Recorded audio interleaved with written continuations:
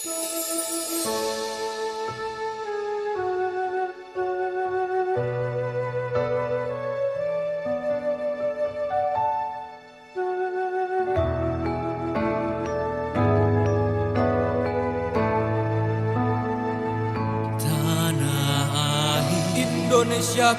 tidak ku lupa, sebuah negeri yang menjadi tempat diriku dilahirkan, sebuah bangsa di mana diriku dibesarkan, sebuah tempat yang menjadikan diriku jadi kuat dan hebat. Indonesia adalah negeri tumpah darahku.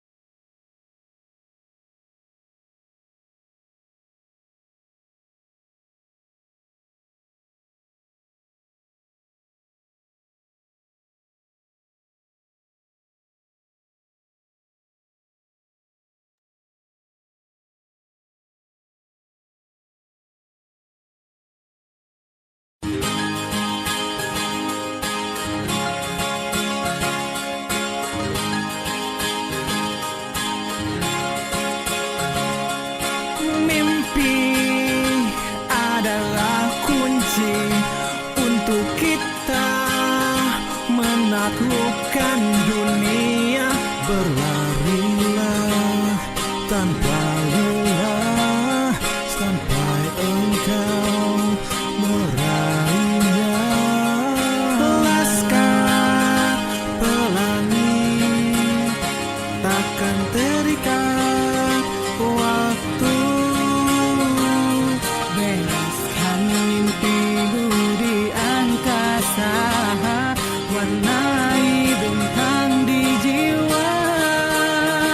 Oh, oh.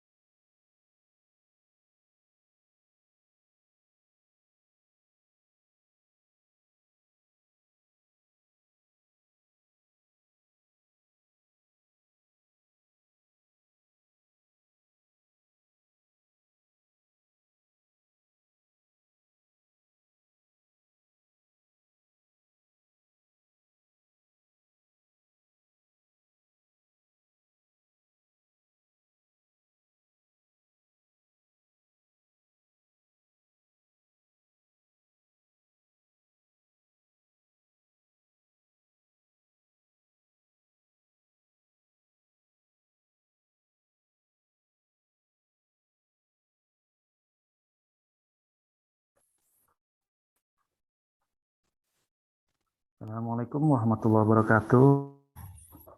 Morning for all the participants.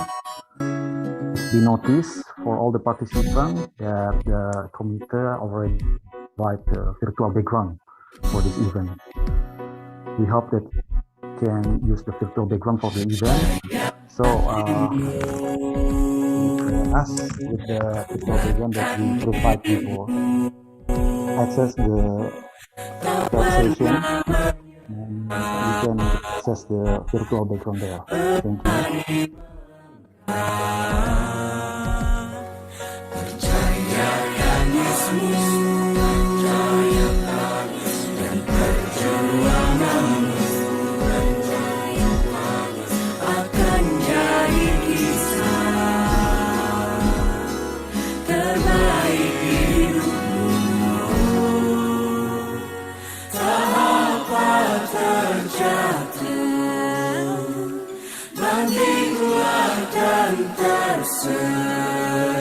Senyumlah,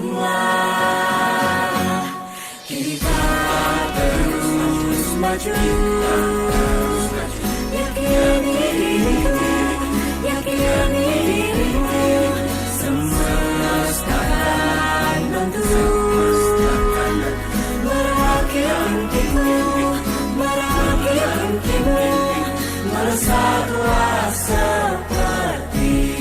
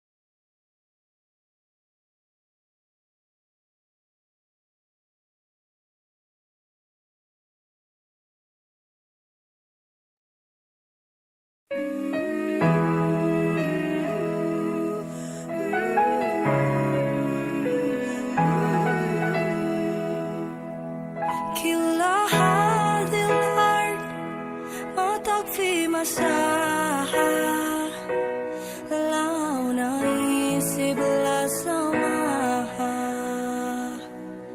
وانت عايزنا بحر لو تضيق الأرض نشكين كاليغون كل هذه الأرض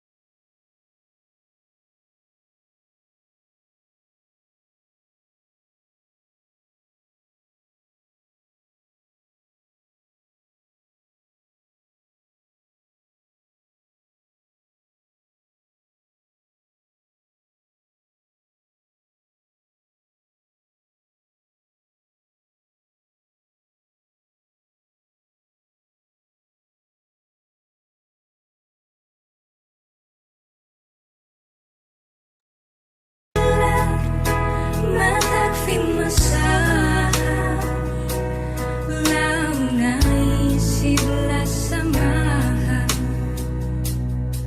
وانت عايزنا بحب لو تضيق الأرض نشكي كاليغون التحية مع السلامة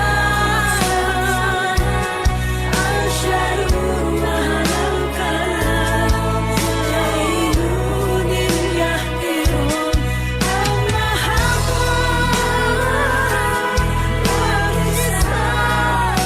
والإسلام أنشروا بين الأرض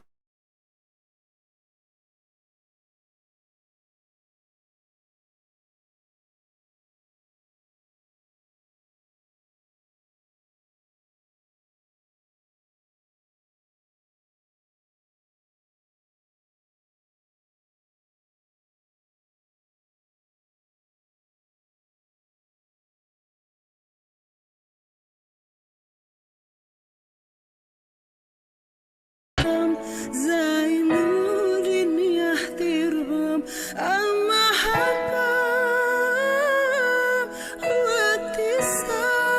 والابتسام الشرور بين الهنام هذا هو دين السلام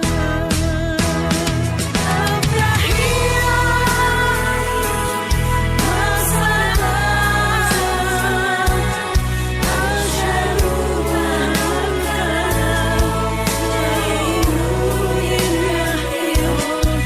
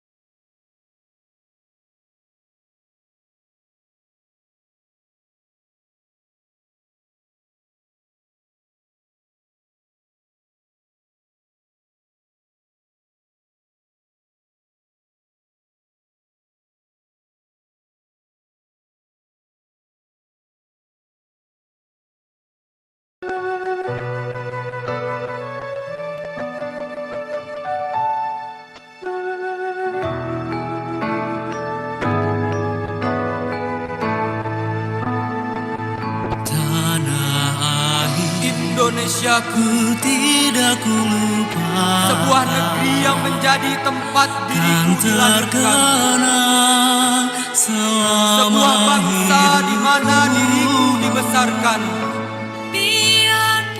sebuah tempat yang menjadikan diriku jadi kuat dan hebat. Indonesia adalah negeri tumpah darahku.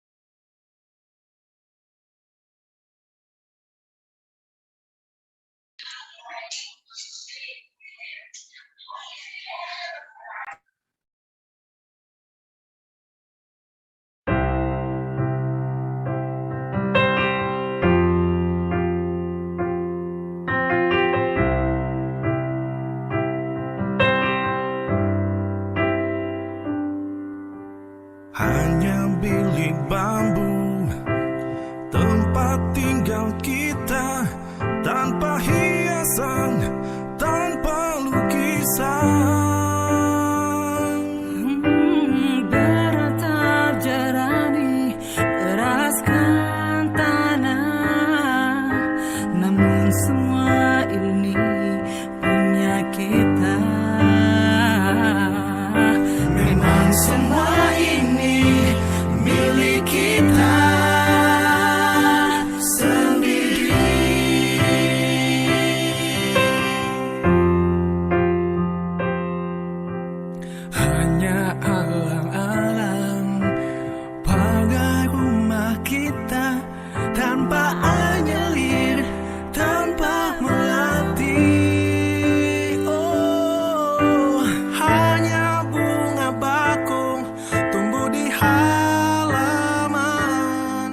namun semua itu punya kita.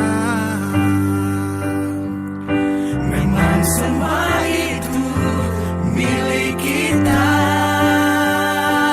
sendiri.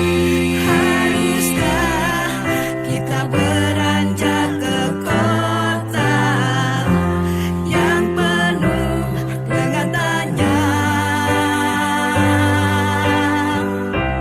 Lebih baik di sini, rumah kita sendiri.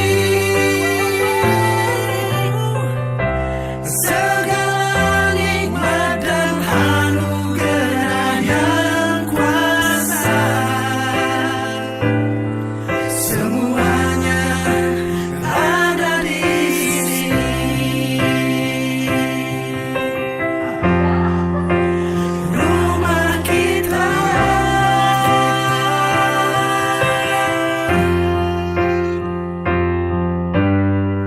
Terangkai bentuk kokoh berdiri, menjadi saksi seluruh perdebatan, menjadi saksi seluruh perdamaian. Dari kilometer 0 Taman Sari 26, lulusan Fakultas Hukum Unisba melesat membangun negeri. Haruskah kita beranjak ke kota yang penuh dengan tanya? Lebih baik di sini, rumah kita sendiri. Segala nikmat dan anugerah yang kuasa, semuanya ada di sini. Rumah kita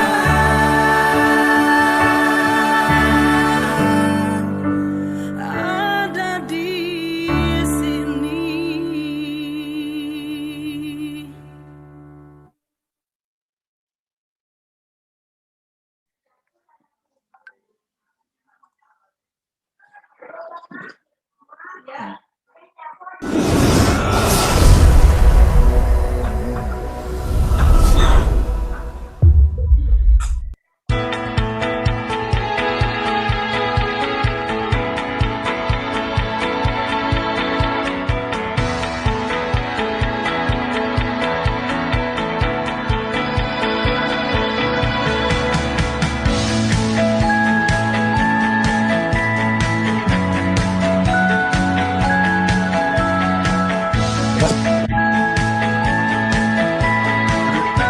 Gimana nanti kan?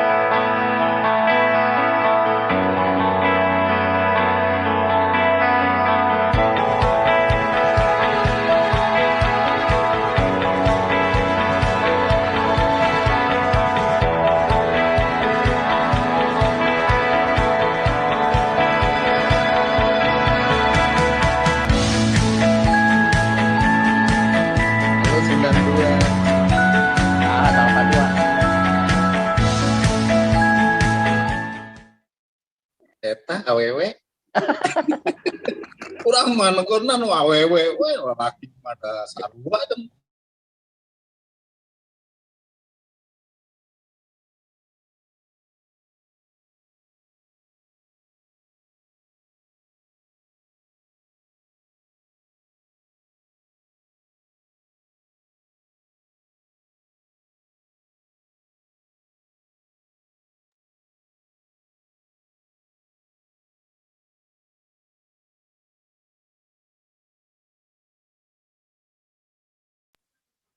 Bismillahirrahmanirrahim. Assalamualaikum warahmatullahi wabarakatuh. Thank you for all participants as already joined to this webinar. I would like to inform you that this webinar will be held at 9:30 a.m. Inshallah. And I like to say my greetings to one of the speakers that already joined to this webinar, Dr. Yusra Miza Yusuf from University Utara Malaysia. Thank you for already joined to this webinar. Thank you very much, Doctor. Okay. Yeah, much pleasure. Okay. Assalamualaikum, Dr. Yusra Miza. Thank you, Mr. Hakim. Is my voice clear enough to hear? Yeah, thank you very much to the organizer for having this excellent webinar, inshallah. Thank you. It's our honor for you to come and attend our event, Dr. Miza Yusuf. Thank you. For all the participants, we would like to inform you that the steering committee is already provide you virtual background. So before you join the event, we ask you to use the virtual background first before you join our event. And you can access the virtual background on the chat section. If you facing the trouble, you can contact the steering committee on the chat session. Mr. Hakim? Yes. Hello? My voice clear enough for you? Yes, it sounds clear. I would like to Thank say you. greeting to all my dear colleagues from around the Faculty of Law in the some of university all around Indonesia. I look at from the university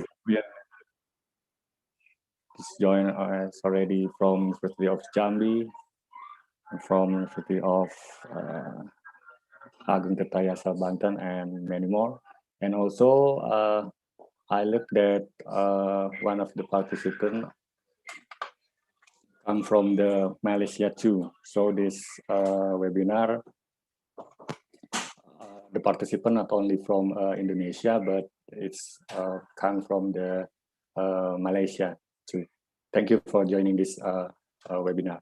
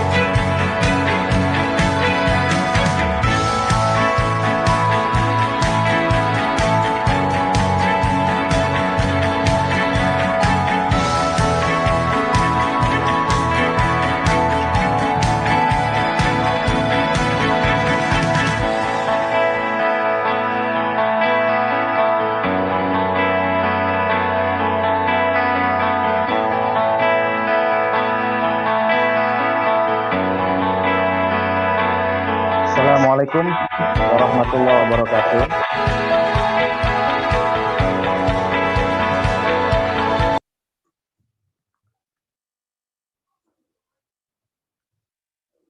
Assalamualaikum warahmatullahi wabarakatuh.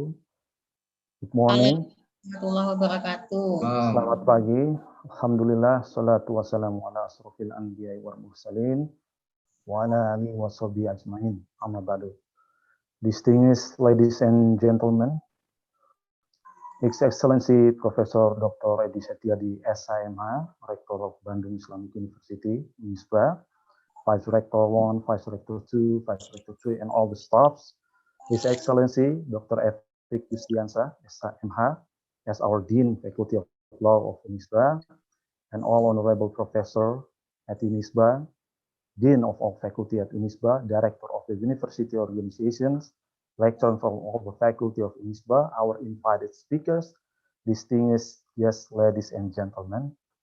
First of all, I would like to introduce myself. My name is Rimba Supriyatna, lecturer from Business Law Department, Faculty of Law, Bandung Islamic University. This is my pleasure to be an MC for the international webinar commemorating 50th anniversary of Faculty of Law, Bandung Islamic University. On behalf of the organizer, I would like to extend my warm welcome to distinguished guests, ladies and gentlemen, for giving your honor present to our international webinar, which taking them, does ASEAN law exist, instead of its definition and scope. Ladies and gentlemen, as we know, ASEAN has transformed into rule-based organization from regional organization in Southeast Asia, with its loose and informal character and its policy formulation. The enactment of ASEAN Charter, the reaffirmation, the ASEAN legal personality, and the ASEAN organizational structure seems to support the separation of power, legislative, executive, and judicial, have encouraged some parties to name it using the new term called ASEAN law. So this is one of our main topics to discuss. As we know, in Indonesia, the term ASEAN law is commonly used in academic forums, but there has been no consequences on the meaning.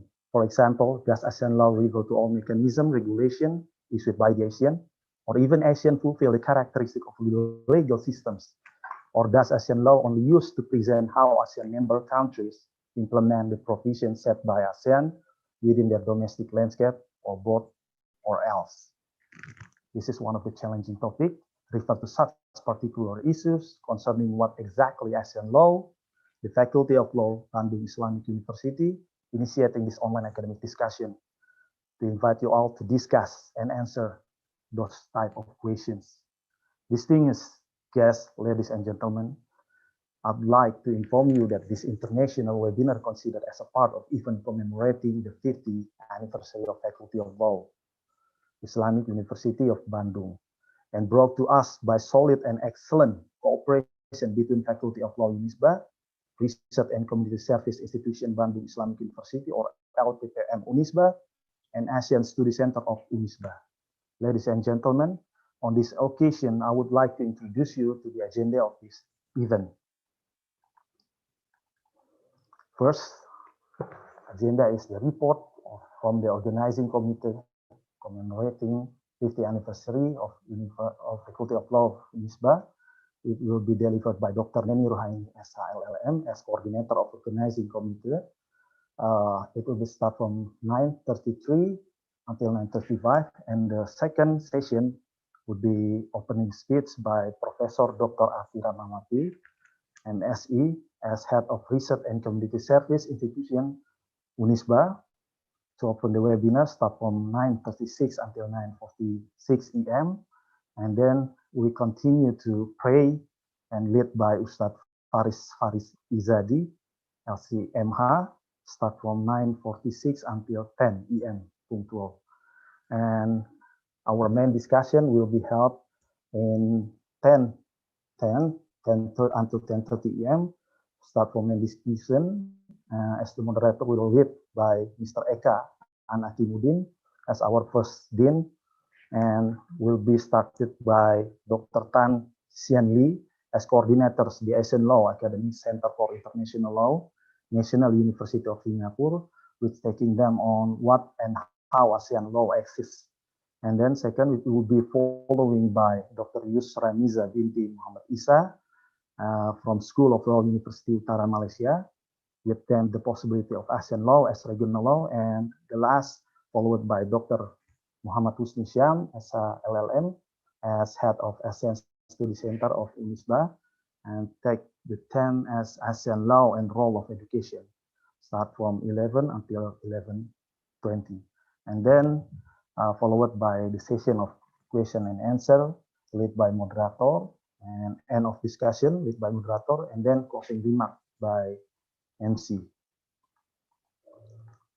Ladies and gentlemen, we are now going to listen first to the report from coordinator of organizing committee commemorating 50th anniversary Faculty of Law, Bandung Islamic University, by Her Excellency Dr. Neni Ruhaini SH LLM. For Dr. Neni Ruhaini SH LLM, please, the stage time is yours.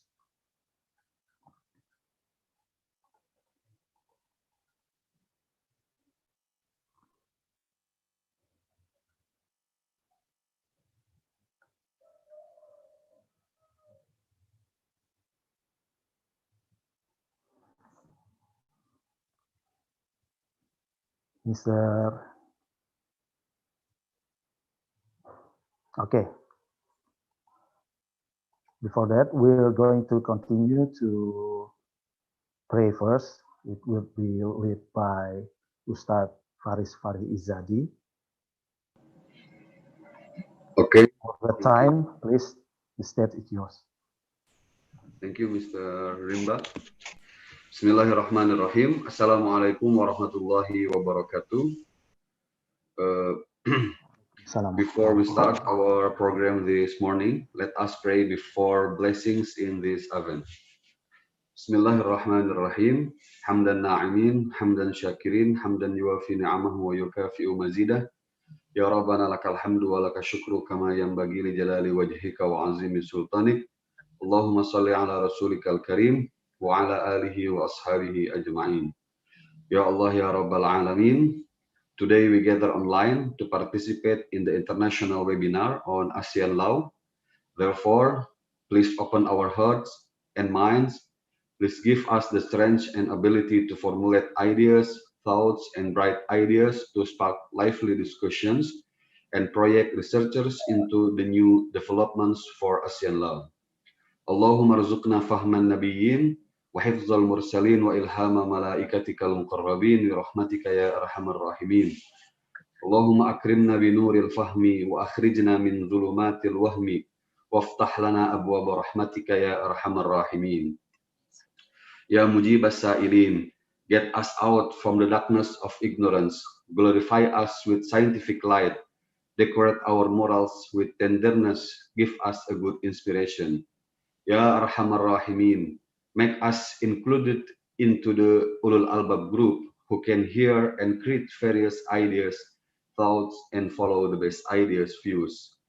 Allahumma ati nafsi taqwaha wa zakkiha anta khairu man zakkaha, anta waliyuha wa maulaha. Allahumma inna na'udzubika min ilmin la yanfa, wa min qalbin la yakhsha, wa min nafsin la tashwa, wa min da'watin la yustajabu laha.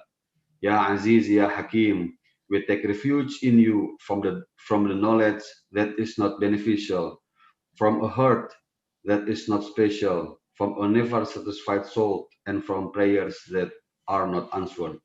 Rabbana atina fid dunya hasanah, wa fil akhirati hasanah, wa qina adzaban nar. Alhamdulillahi rabbil alamin. Wassalamualaikum warahmatullahi wabarakatuh. Waalaikumsalam warahmatullahi wabarakatuh. Thank you so much for the dua, Ustadz Faris Fari Izadi. For the next session, distinguished guests, ladies and gentlemen, I would like to invite Her Excellency Professor Dr. Ati Rahmawati, MSc, as Head of Research and Community Service Institution Bandung Islamic University, or LPPM Unisba, to deliver her welcoming speech on this event. Without further ado, please welcome Professor Dr. Ati Rahmawati, MSc. Prof. Ati, the stage is yours. Thank you. Thank you very much. Bismillahirrahmanirrahim. Alhamdulillahirabbil alamin wassalatu wassalamu ala isrofil anbiya wa mursalin wa ala alihi wa sahbihi ajmain amma ba'du. The honorable keynote speakers, Rektor Unisba Profesor Dr. Edi Setiadi SHMH, Deputy Rector of Unisba, Dean and Chairman of institution within Unisba, Professor, Official Lecturer of in the Unisba environment, and the respected participant of the webinar. Assalamualaikum warahmatullahi wabarakatuh. Good morning. Waalaikumsalam warahmatullahi wabarakatuh. Good morning. May I all in the good health. First of all, we would like to express our gratitude to the presence of Allah Subhanahu wa Ta'ala, who for His mercy we can gather in the noble forum, even though online is full of limitation, but hope it doesn't reduce the essence of the benefit of this meeting. Talk about ASEAN are very important for all of us, especially during the COVID-19 pandemic. Since the ASEAN Charter came into force on December 2008, ASEAN has reached a crucial stage. ASEAN has transformed into a rule-based organization from a regional organization in South Asia with its loose and informal character in its policy formulation. This strict regionalism embedded with its ASEAN way has been enhanced with value. They have a good global legitimacy, respect and protection for human rights, international law, democratic principle, and constitutional government. This tendency is in line with the shift of the global political pendulum of the 21st century, which previously was oriented more for the achievement of state interests, state-centric, become more people-centric. The ASEAN discussion from legal perspective is very interesting, but there are still many problems related to the economy, social culture, politics, especially health, which are currently no less important to be studied. Unisba, which has the ASEAN Study Center, continued to conduct discussion, research, and study, which are expected to contribute in the form of innovative thoughts or idea as recommendation for relevant stakeholders. Hopefully, this discussion forum produce a useful formulation. On this occasion, allow us to express our deepest gratitude and appreciation to Bapak Cheri Sidarta, Director for ASEAN Political and Security Cooperation, Ministry of Foreign Affairs, Republic of Indonesia, and Sin Lee, Co-Director, the ASEAN Law Academic Center of International Law, National University of Singapore, Dr. Ramiza bin MD Isa Yusuf, School of University Utara Malaysia, Dr. M. Husni Sam, SILLM, Head of ASEAN Study Center Unisba. For that, we would like to thank you profusely for your willingness to be speaker at this webinar. We also express our gratitude and appreciation to the organizing committee of this webinar is the ASEAN Study Center and the Faculty of Law Unisba. Finally, we would like to thank all those who helped to support the implementation of this event well. May Allah Subhanahu wa Ta'ala give multiple replies, and do not forget to say our apologies if in organizing this event there are those who are less pleased. By saying Bismillahirrahmanirrahim, I officially open this event. Thank you. Billahi taufiq wal hidayah. Wassalamualaikum warahmatullahi wabarakatuh. Waalaikumsalam warahmatullahi wabarakatuh. Thank you very much, Prof. Dr. Arthur Nawati MSc, for the remarkable speech. Now we're going to begin the main discuss. We're going to discuss about our main topic. What is Asian law exactly? Rimba. Hello? Sorry. Hello? I think Sorry? they have to report for the organizing committee from. Okay, before we enter the main discussion topic, first of all, I would like to invite Dr. Eni Rohaini Esa LLM to presenting the report from the committee of the commemorative 15th of Unisba. Please welcome Dr. Eni Rohaini Esa LLM. The stage is yours. Okay, thank you very much, Mr. Rimba. Bismillahirrahmanirrahim. Assalamualaikum warahmatullahi wabarakatuh.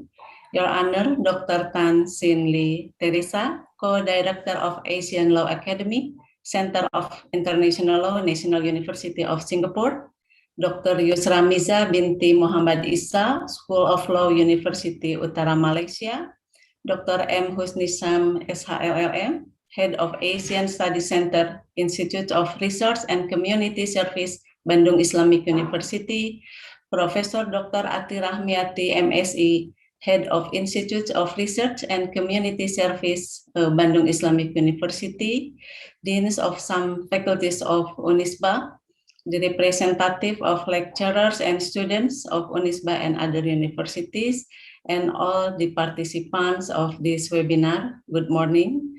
Actually, I sent a bit change, Prof. Ati, about the speakers today from Utara Malaysia. We already have Miss Dr. Yusra Miza binti Muhammad Isa. Okay, thank you, Prof. Ati.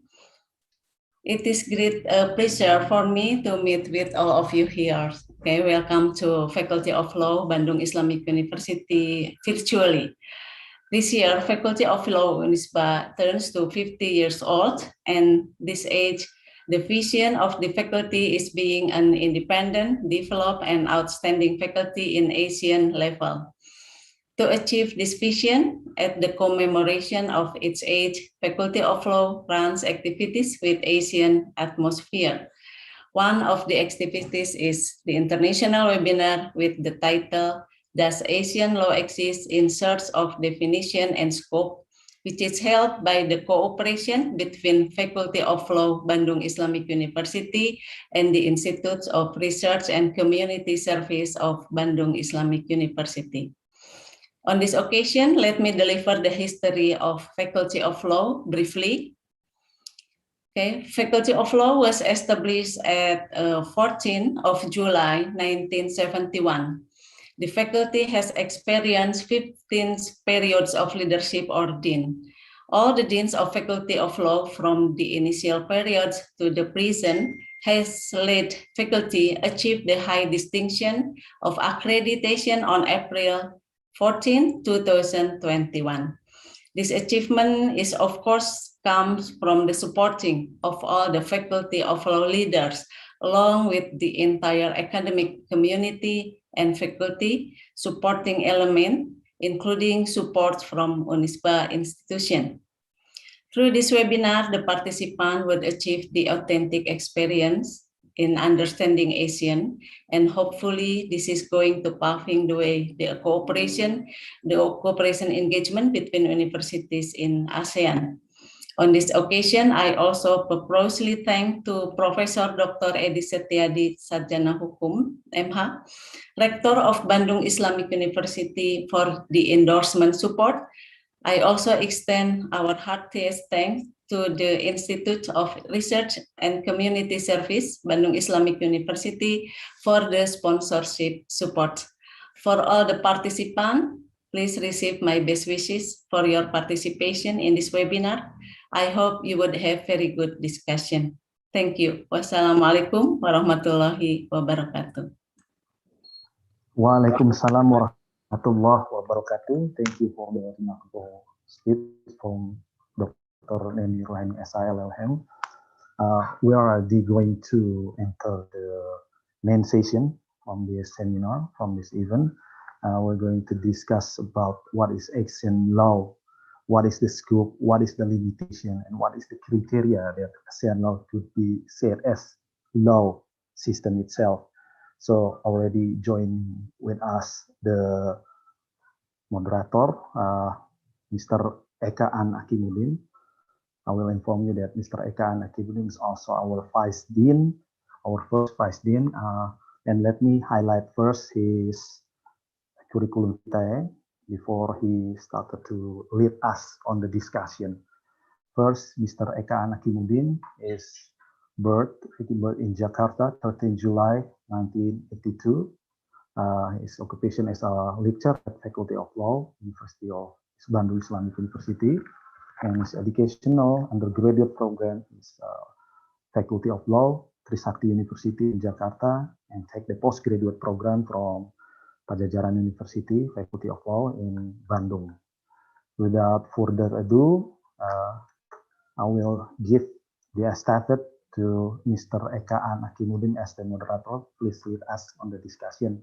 The stage and time is yours, Mr. Eka An Akimudin. Please.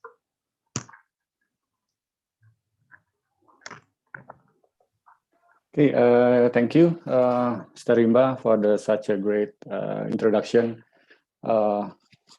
Firstly, I would like to say sorry if my video looks unclearly because there are some technical error.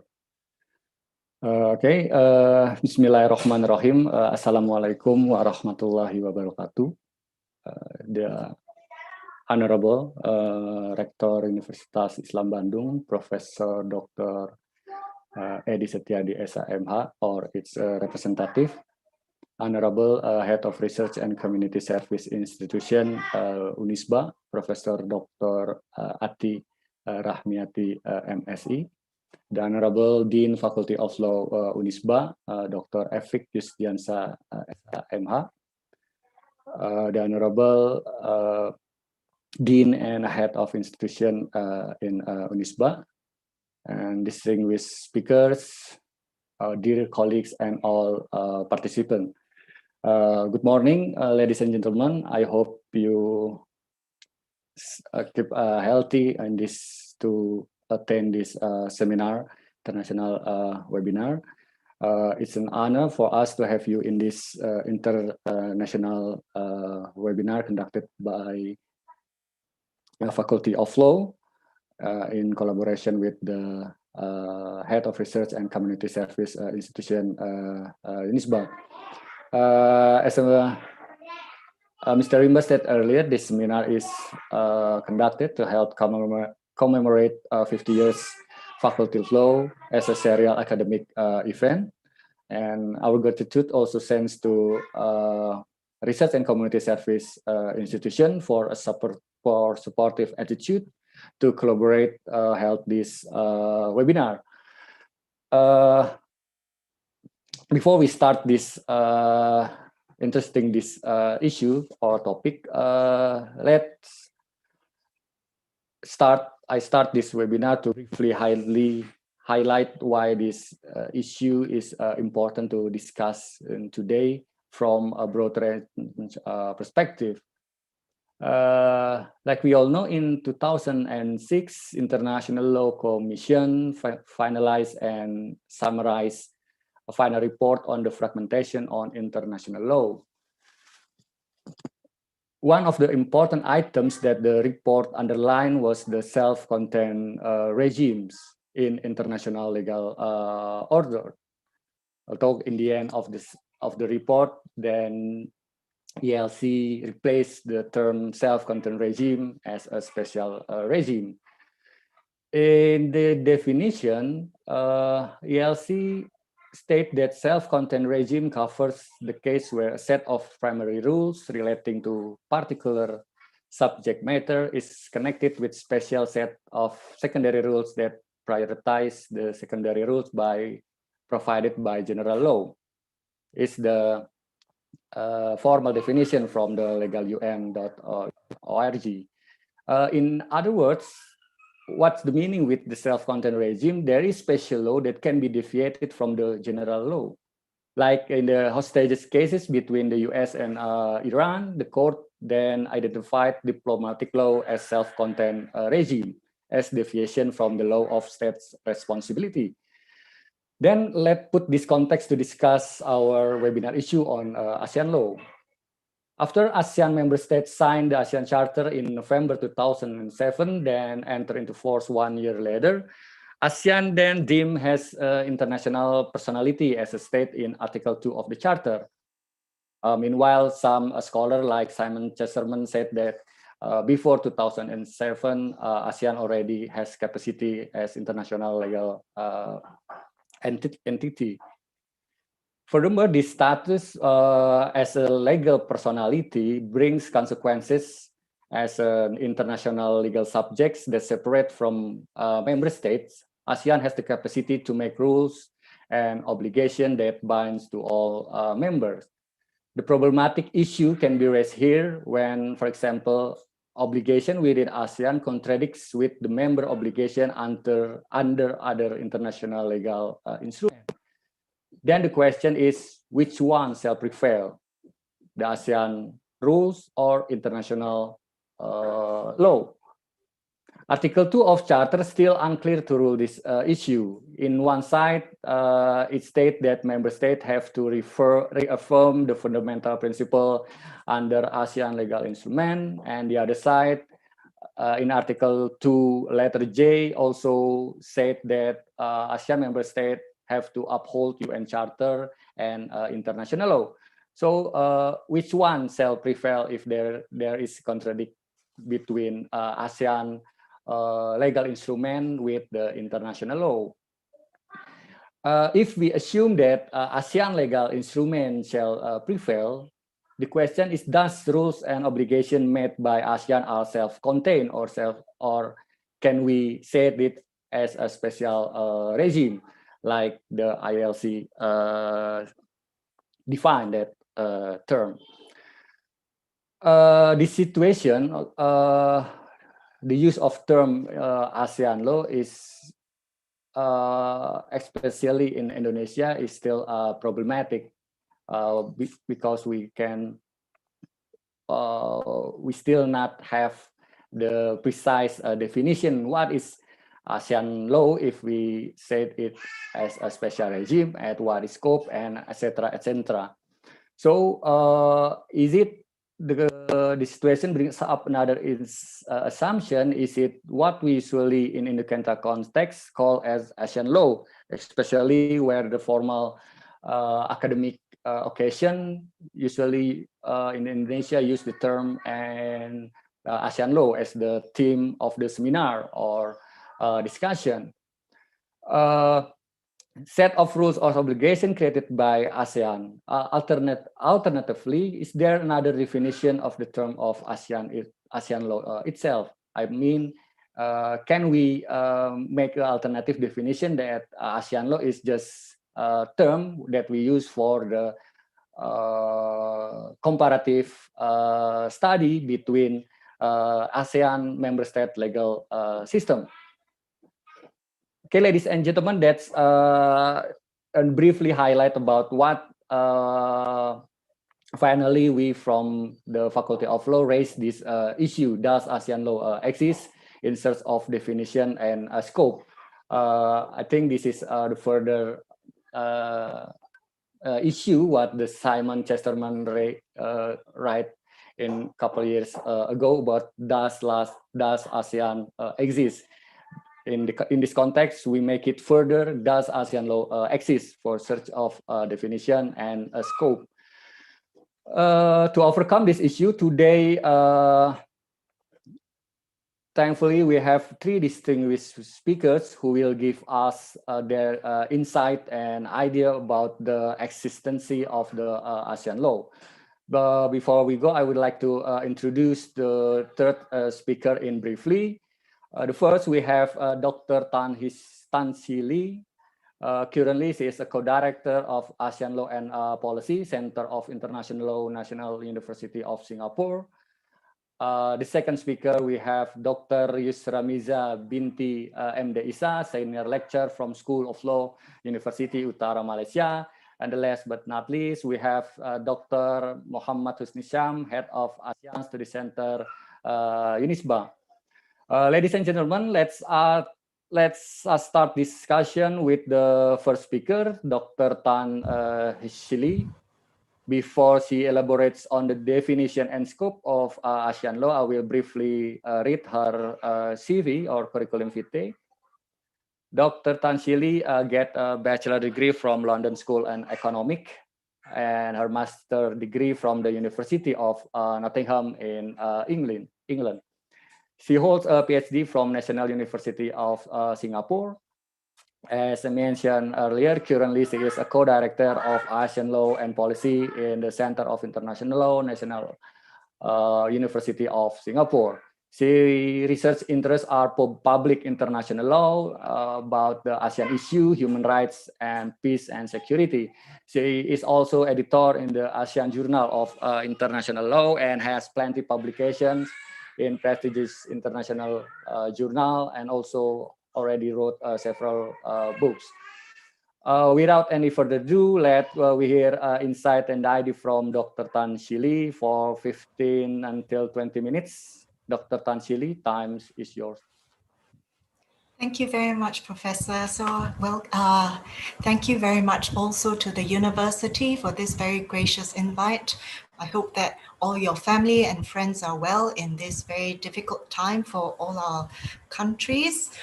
So it is really my great pleasure and honor to share with everyone today this very important topic on, does ASEAN law exist? Because I have worked on ASEAN law for 20 years, and to me, ASEAN law is very, very real.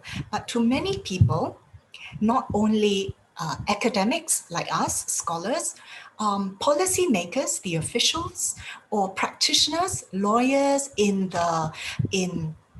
law firms or in multinationals, this question of does ASEAN law exist is a very, very important one, right? And to scholars who work on public international law or in ASEAN law, maybe ASEAN law, to me, people like me will think that ASEAN law is very real. We work on it daily. But to many other people, maybe also other international lawyers, then they say, international law is real, but ASEAN law is not real. So maybe we need to first take a step back to ask ourselves, right? Why is this question persisting? Last time, after the Second World War, right? So Louis Hankin and other big international lawyers that we have all studied before in law school, we read the literature. They asked, is international law real? Now, so many years after the Second World War, nobody asks the question, is international law real? Because international law is indeed real. But after the Second World War, when international law was really gaining up muscle and impact, that question was asked for more than 20 years, from the mid-1940s to up to the 70s, 80s. This question, is international law real, was still being asked. Now, international law is real for all of us. So I start with the first question. What is ASEAN law real? We take a step back to ask, why are we still asking this question? And who is asking this question, right? So why are we asking this question? Who is asking this question? And then once we answer these two questions, or maybe these two questions will generate more thoughts, more discussion, more questions in us, then we go and examine what ASEAN law is. So why are we asking this question? Are we asking this question because ASEAN law does not seem present in our lives? Or is it ASEAN law is very weak? Or is ASEAN law so unlike EU law, because ASEAN is not supranational, ASEAN law does not have enforcement effect, ASEAN law does not have courts to adjudicate, although we do have ad hoc, arbitral mechanisms in the ASEAN Charter now.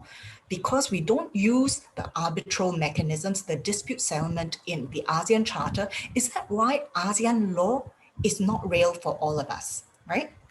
And then who is asking the question, is ASEAN law real? So I'm sure So for the lawyers in the ASEAN Secretariat, for the national lawyers who work on ASEAN law, they, like me, believe ASEAN law is real because this is our daily work. But there are other lawyers who work on international law and interact with ASEAN, and they don't feel the impact of ASEAN law. For them, even if they interact with ASEAN, they feel that ASEAN law is not real. Why? Right? Then there are also policymakers who work on ASEAN issues day in, day out, day in, day out. They, in my interactions with them, they really ask your valid question, our valid question today, is ASEAN law real? And then to me, I take a step back, right? At least for 10 years already. And it's like, you work on ASEAN law every day, and then ASEAN law is still not real. Why is that so? Does it not impact in your daily work more than ordinary people like us? Right? So who are asking these questions?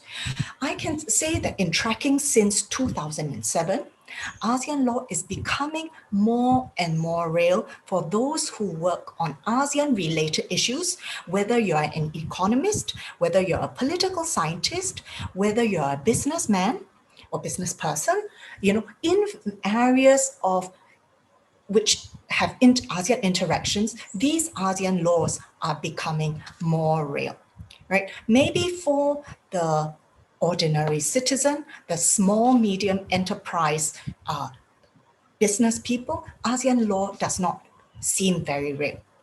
So this is a very multi-layered question, and we need to ask, where does it arise? How does it move from where we are today and where it has moved from the past? So ASEAN law is becoming more real. So now we have answered the question of why and who, right? Who is asking all these questions? So what is ASEAN law? So as our introductory professor, he gave a very good outline of what ASEAN wants to be, right? From the ILC international law fragmentation to the ASEAN Charter to Simon Chesterman's article on, ASEAN's legal personality, does ASEAN exist? So all these questions, does ASEAN exist? The fragmentation of ASEAN law, that is the outsider looking at ASEAN and looking at us whether, we are an international legal organization. But for us as ASEAN citizens, ASEAN law is becoming more and more real. Maybe last time it was not so real. And how is it becoming more real or more tangible? Okay. So international law and regional law regimes. So in international law, we know that in, Public International Law 101, countries sign a treaty, then there is if there's direct effect, right? If there's direct effect, then this international law is activated in our normal daily lives in the national domain. But we often do not feel the direct effect of these treaties as ordinary citizens. But we don't ask the question, does this international law exist? It does exist. Our countries have signed it. They have ratified it, right? And of course, for the dualist countries, we would transform this international treaty into the national domain. So when we transform the international law treaty into the national domain, that treaty becomes more real. We don't ask the question whether this international law in this international treaty is real or not, because it is real, even if we do not feel the impact on our daily lives. Because it has been transformed to our national law by our parliaments, it is real. So that is the international law impact. For the regional laws, we use the kind of like the apex example of the EU. So they have direct effect. Then they have courts, right? So whatever the EU law is, they are directly effective in the national domain. Yeah.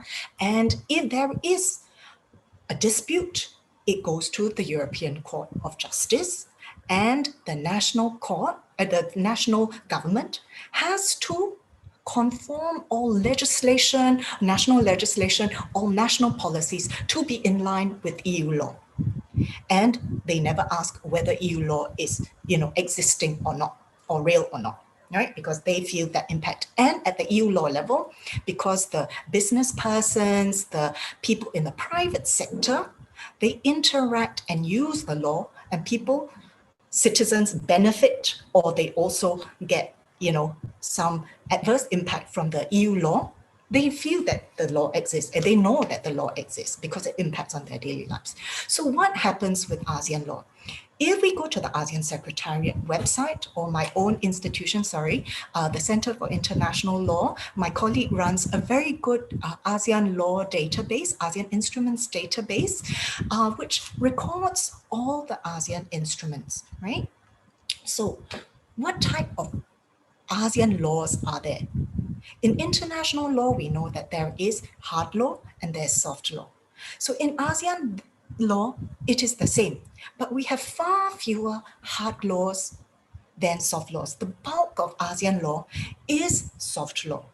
And do we say that the soft ASEAN laws are not laws? No, they are laws. So for our hard laws in ASEAN, how do they impact on us? The member states sign, they ratify, or they accede to the ASEAN instruments, and then usually the national governments will then bring it back home, right? Either they transform it into national legislation, but this, I want to say, is very, very rare for ASEAN law. Very few ASEAN parliaments do transform ASEAN law into national law. What they usually do is to transform the national policies in accordance with ASEAN law to make sure that ASEAN laws or ASEAN policies are then carried out in the 10 member states domains. So I give you two examples talking about transformation of ASEAN law into the national domain via national legislature, via national parliaments. For the ASEAN Charter, a substantial number of ASEAN member states did not, after ratification, they did not transform ASEAN Charter into, national law. Indonesia, the parliament ratified, and it's part of your national law. The other member states, because of the national legal systems, after they ratified, it just became part of what the member state was obliged to adhere to in international law. So that's one example. Another example of of ASEAN law in the national domain is ASEAN has many ASEAN economic treaties, also ASEAN economic declarations, soft laws, and blueprints, including blueprints. How are these being carried out in national domains? We don't go to courts. Obviously, there are daily violations, right? Small violations, or maybe someone read the law wrong, or read the policy that was translated from the law wrong. So there are these mini violations, but we don't go to the courts. And as ordinary persons, we don't know about this, right? So what happens? It is either bilateral or, at the regional level, you discuss, negotiate, you discuss, and you say, hey, call a neighbor and say, oh, I think there was a misreading of this ASEAN law, ASEAN policy, and for example, ASEAN has a free trade area, so the tariffs are 0 to 5%. Maybe one member state, I give an example, right? This is a fictitious example, has set the rate at 6%. Are we going to bring that neighbor who has a 6% tariff rate for the other member states to court? No, right? We are just going to call and say, oh, I think it needs to be 0 to 5% as we agreed on for the ASEAN free trade area, right? And then the neighbor might say, oh, okay, let me just check. And then it will take some time to move the policy down to the internal policy down to the 5%. The ASEAN member state may not need to change the national legislation. All it may need to do is to change the national rule, the national policy. So if we look at these three levels, right? ASEAN law as in treaty, the types of ASEAN treaties, the types of ASEAN laws, the soft laws, the declarations, the blueprints that all the ASEAN member states are supposed to adhere to. And then we convert those to our own national policies. All the 10 member states have different, legal systems, but we know that we need to have an ASEAN free trade area, so we will bring in our policies and our practices to be more and more in line with what the 10 member states have agreed on. So that is the bulk of ASEAN law. So now I come to the final part and I conclude. Where are we in ASEAN law, right? So we have seen, it seems to be very much at the state to state level, the ASEAN elite, the officials, right? Especially those who deal with the hard law and also, how the law translates into policy. When you see that how law translates into policy, those national policy makers or national officials, when they deal with it at the policy level, the impact, although they are working still on ASEAN law, but they're working on it at a policy level. So maybe the impact or the feel of, I must comply with ASEAN law, the ASEAN treaty or ASEAN soft law, the ASEAN blueprint, that impact is not so directly felt because they are just working at the policy level, right? Because we need all these policy makers, all these officials to carry out the law or the agreements that we signed. So how does it affect us? So ASEAN knows that the ASEAN identity, the ASEAN community, and ASEAN law is not felt, right? So ASEAN member states, and I guess what they want to do is two things: make ASEAN law more effective, right? And also make sure that the benefits of ASEAN law are felt by the ASEAN peoples increasingly. So, I mean, ASEAN has many ideals, but I will just bring it out.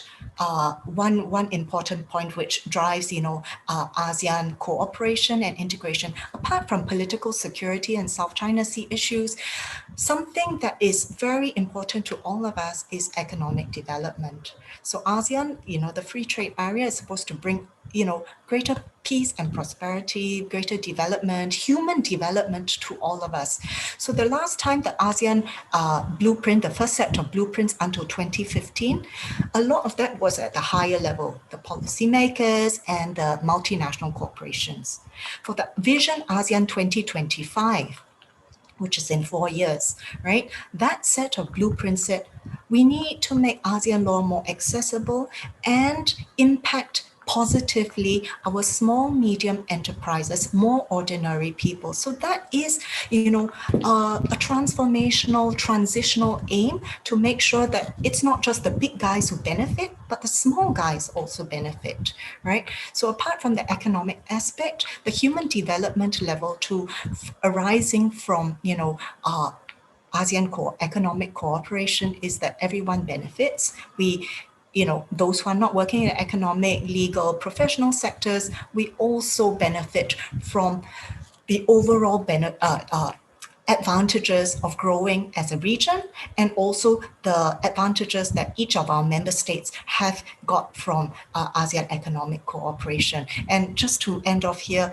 the ASEAN economic cooperation is to make the region, our 10 member states as a region, more competitive vis-a-vis the other producers, mega producers in the world, right? So China is a very big producer. India is also a rather big producer, and then Latin America are also, very big producers. So ASEAN as a region is and does want to be a more competitive producer so that it benefits all of us. Yeah, thank you very much.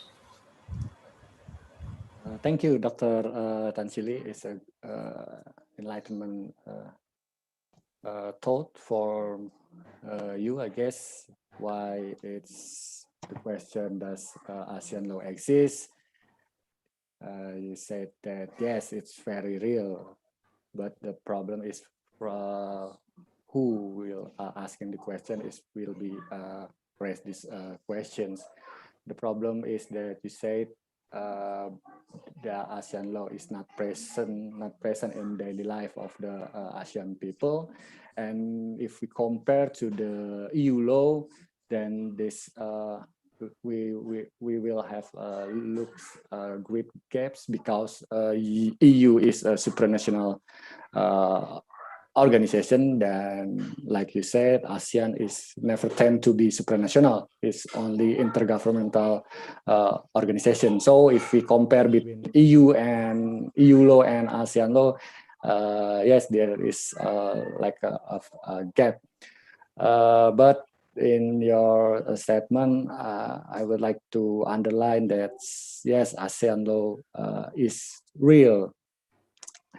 Okay, ladies and gentlemen, we will go to the next speaker. But before we go to the second speaker, I would like to make an announcement. If you have already have a questions, you can write down on the chat room. Then next in the QA session, I will read it to the speakers, and you can write your question in Bahasa too, then I will try to translate it to the speakers. Okay, the second speaker, we have Dr. Isramiza binti MD Isa Yusuf. Before that, I would like to read briefly about her curriculum vitae. His bachelor degree gets from the International Islamic University Malaysia, and master degree also from the Malaysia University Kebangsaan Malaysia, and her PhD he gets from the University of Lancaster, United Kingdom.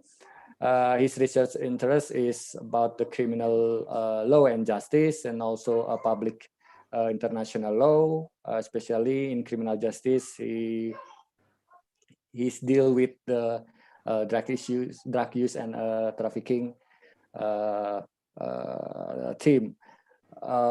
Today, we will hear her thoughts about the ASEAN law, the probability ASEAN law as a comparative method for the study of law within the ASEAN region.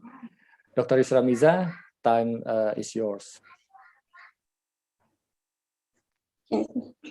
Thank you, the chairperson, the honorable rector of UNISBA, the honorable head of research and community service institution, the honorable dean of faculty of law, distinguished invited speakers and respective lecturers and guests. Thank you very much for inviting me to this important conference. It's a great honor for me to speak on the possibility of ASEAN law as a comparative approach in international law research. At the outside, it is pertinent to highlight that I propose that ASEAN law has much to cater as a window into alternative comparative analysis in international law research. My claim is based on several central premises. First, the universality of international law and particularity of comparative law are mutually enabling conditions. Universal norms can never be viewed in isolation. They must constantly be interpreted into and comprehended in the language of local players, including in vital belief non-Western actors. ASEAN has its unique law and legal traditions due to its cultural geography. Although ASEAN law differs from the liberal legal heritage, is not merely Oriental authoritarianism.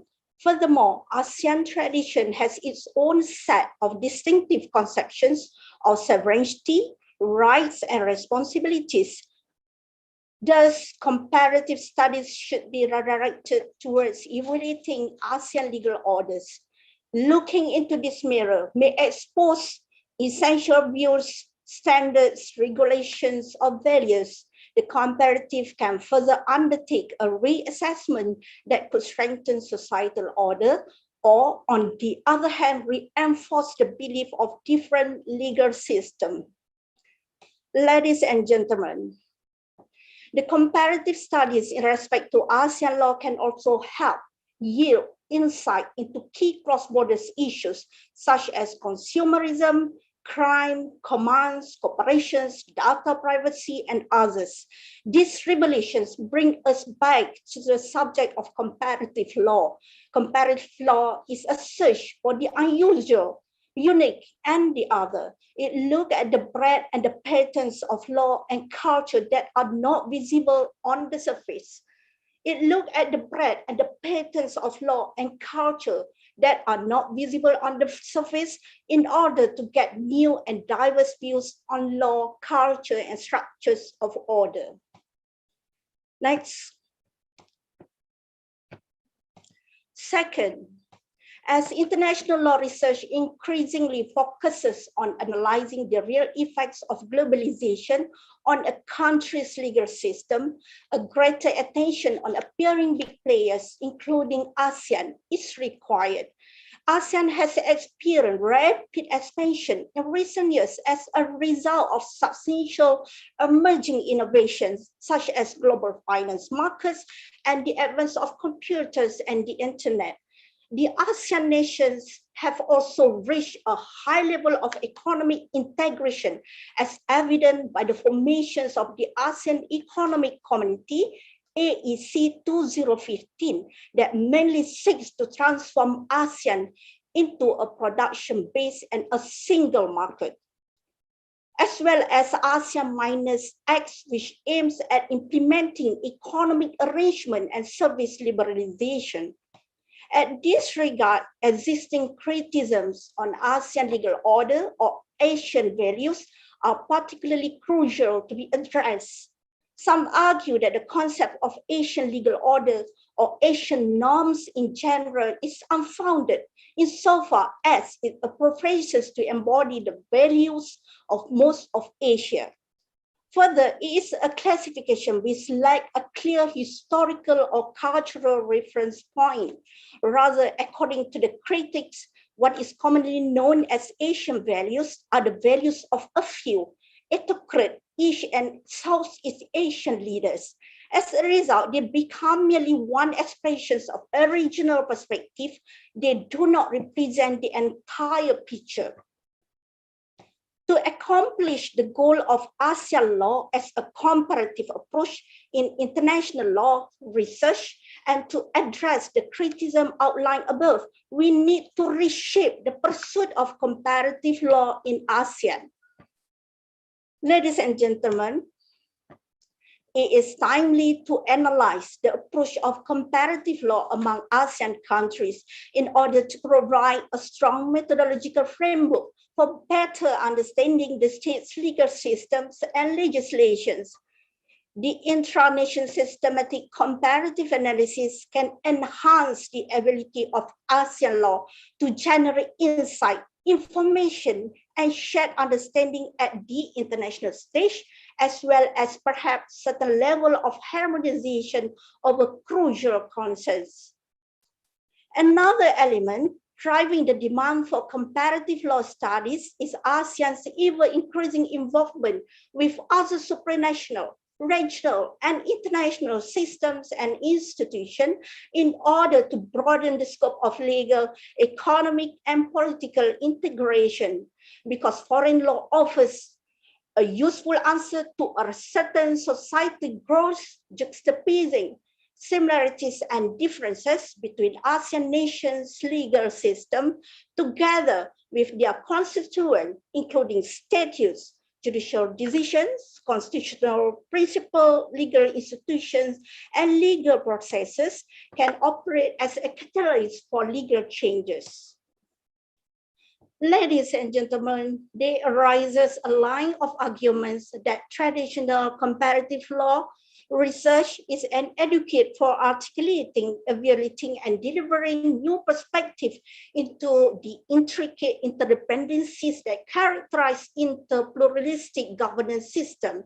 However, it's important to remember that the number and the extent of comparable preliminary work may not always be proportional to the regulatory area's political and economic consequences. As a result, it is insufficient to just compare the legal text on the page. Comparatively, should be extending to its horizons beyond its usual task. We must look beyond the language of the law to build a critical awareness of the cultural setting in which it functions. To grasp system dynamic, we need to move our concentration from the substantive law to the ruling processes that include the tentative aspects of legal text, entities, societies, and the styles of jurisprudence, as Gerber urges. It is aptly by widening the inquiry beyond the legal text to include the legal frameworks, decision-making practices, and participation of actors, the violations of legal order which really works within a society may be uncovered. Ladies and gentlemen, furthermore, we must investigate the culture's underlying substructural factors that cause and impact the laws. Religions, moral, geography, and history are just a few of the driving forces that transport and also ably referred to as invisible powers. For a better understanding of ASEAN law, it appears that engaging in the interplay between interdependent and structurally dissimilar entities and combining them into one particular assessment is essential. In undertaking these objective studies of legal structures, societies, and modes of thought appear to necessitate a stronger collaboration within other disciplines, including philosophy, sociology, and anthropology. Using the perspective of other fields to better comprehend law has a lot to offer. We particularly gain from the ability to decode the actions of forces enshrined in law, which aids in the discovery of the framework on which law rests. In a nutshell, international law studies should focus more on the legal system or the legal cognitive styles found in ASEAN. On the other hand, this has resulted in a strong drive to ensure that the member states' legal system are in line with the Asian equal. The introductions of a comparative law may open the path for the legal reform and harmonization within the ASEAN. It is worth noting that the close scrutiny of the discipline of law, not only in the terms of the technicalities, but also in the terms of epistemological and ontological domains, as well as higher recognitions of interdisciplinary research, has the potential to contribute to the critical job of advancing universal knowledge and understanding of the phenomena of law. ASEAN law, ladies and gentlemen, as gleaned from the systematic comparative research across member states, has a plethora of options as a pathway into the viability and credibility of the comparative approach in the international law study. The ASEAN comparative research must be strongly emphasized and supported by the scholars, policymakers, lawmakers, and judges from multiple jurisdictions, arguably all motivated by the same goal of improving the law. By that, I thank you very much.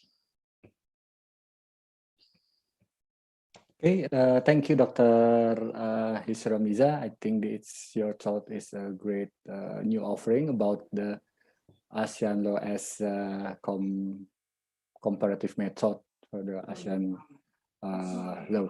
Yes, Dr. Tan, you raise your... Oh no, okay, sorry. I will add some highlight from the Dr. Hisramiza regarding she's thought about she designed the mission of comparative research on ASEAN law. I think is a new offering for us as a lecturer. She said about we have to look beyond the language of the law and build a critical awareness of the cultural setting. Like we all know that when we talk about ASEAN law, it's always rise up about the ASEAN values within the ASEAN law system, non-interference, and etc. And it raised from the cultural or the custom in the ASEAN member state. And the second is Dr.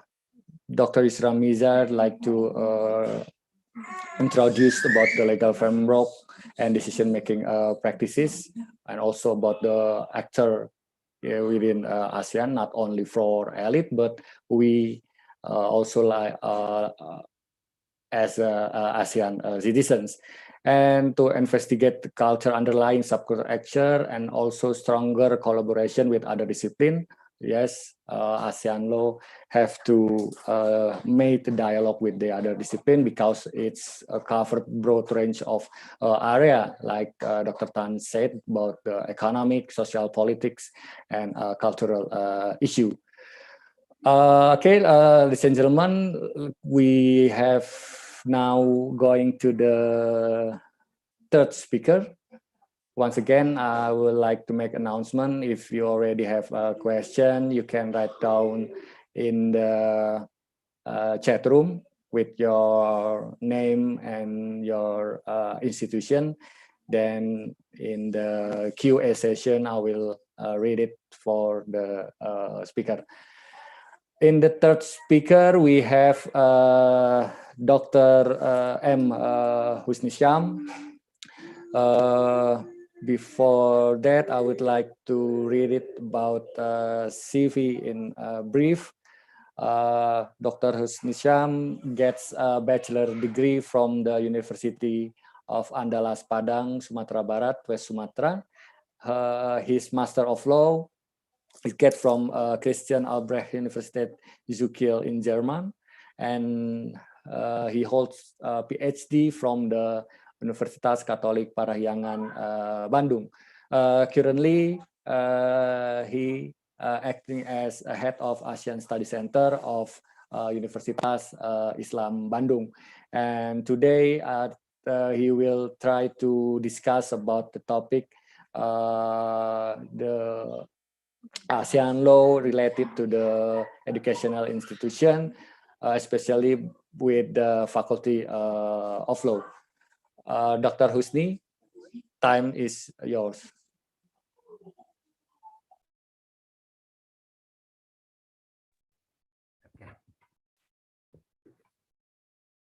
Thank you very much, Pak Hakim.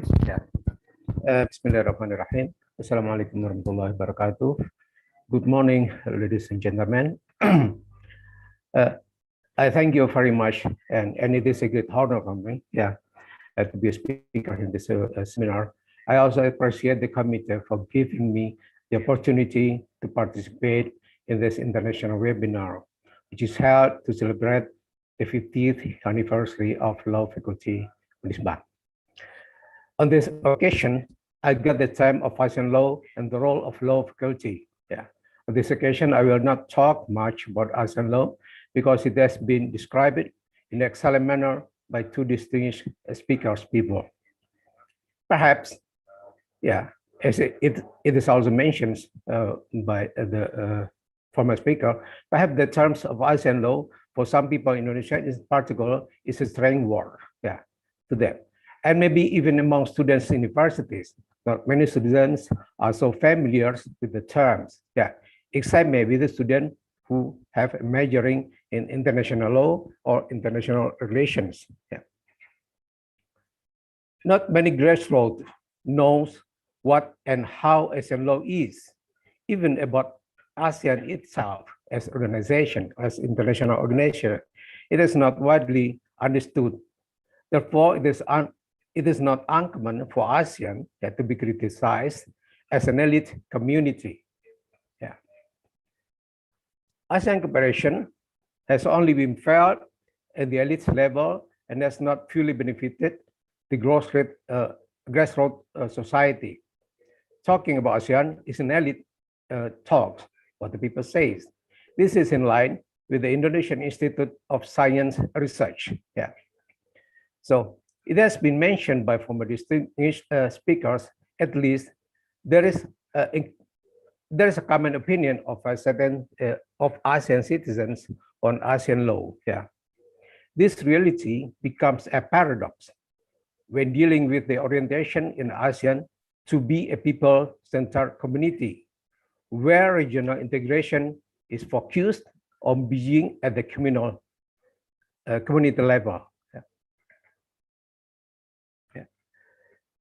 The ASEAN chapter itself affirms that one of the objectives of ASEAN is to develop human resources through closer cooperation in education and a lifelong learning and in science and technology for the empowerment of the peoples of ASEAN and for the strengthening of ASEAN community. Yeah. Various efforts to socialize ASEAN and ASEAN cooperation have been carried out. Yeah. Among these efforts, in the formation of network between universities, such as ASEAN Universities Network. Yeah. Yeah. As part of ASEAN institution, AUN, or ASEAN University Network, facilitates activities to enhance regional education cooperation at the university level. AUN is also not free from criticism as an elite framework. Yeah. The benefit of regional education cooperation under the umbrella of AUN have not been evenly felt by national education actors of ASEAN members countries.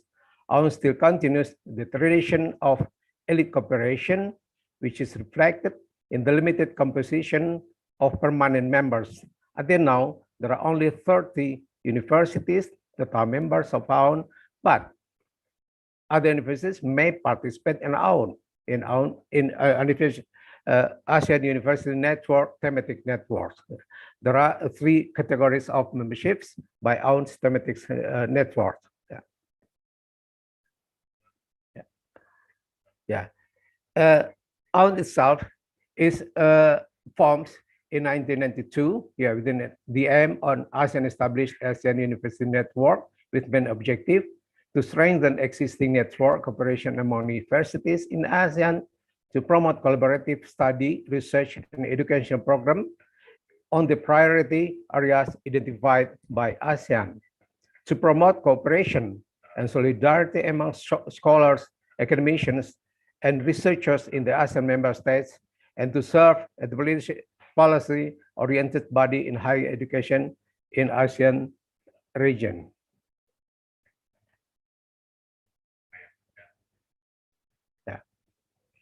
For Indonesian universities itself, yeah, there is an there is an initiative from Directorate General of ASEAN Cooperation, yeah, on Ministry of Foreign Affairs of Indonesia. There is an initiative to establish the Center of ASEAN Studies in universities in Indonesia. Yeah, this is as this PSA, we call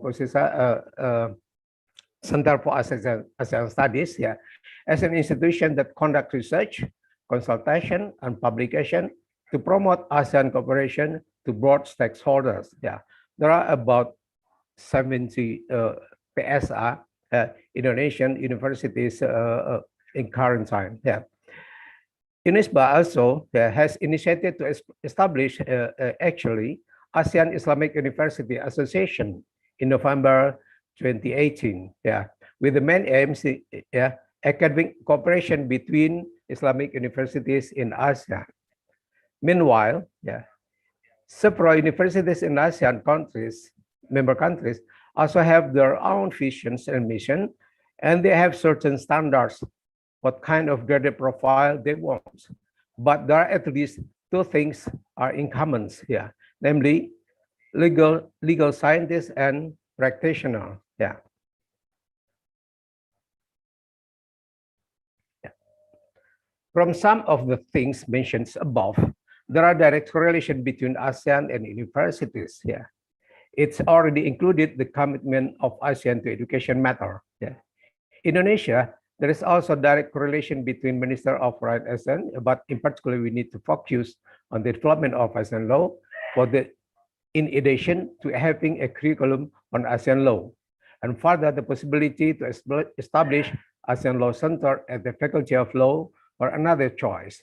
Maybe, yeah, ASEAN University Network at the Center of ASEAN Studies as a division that is engaged in that field.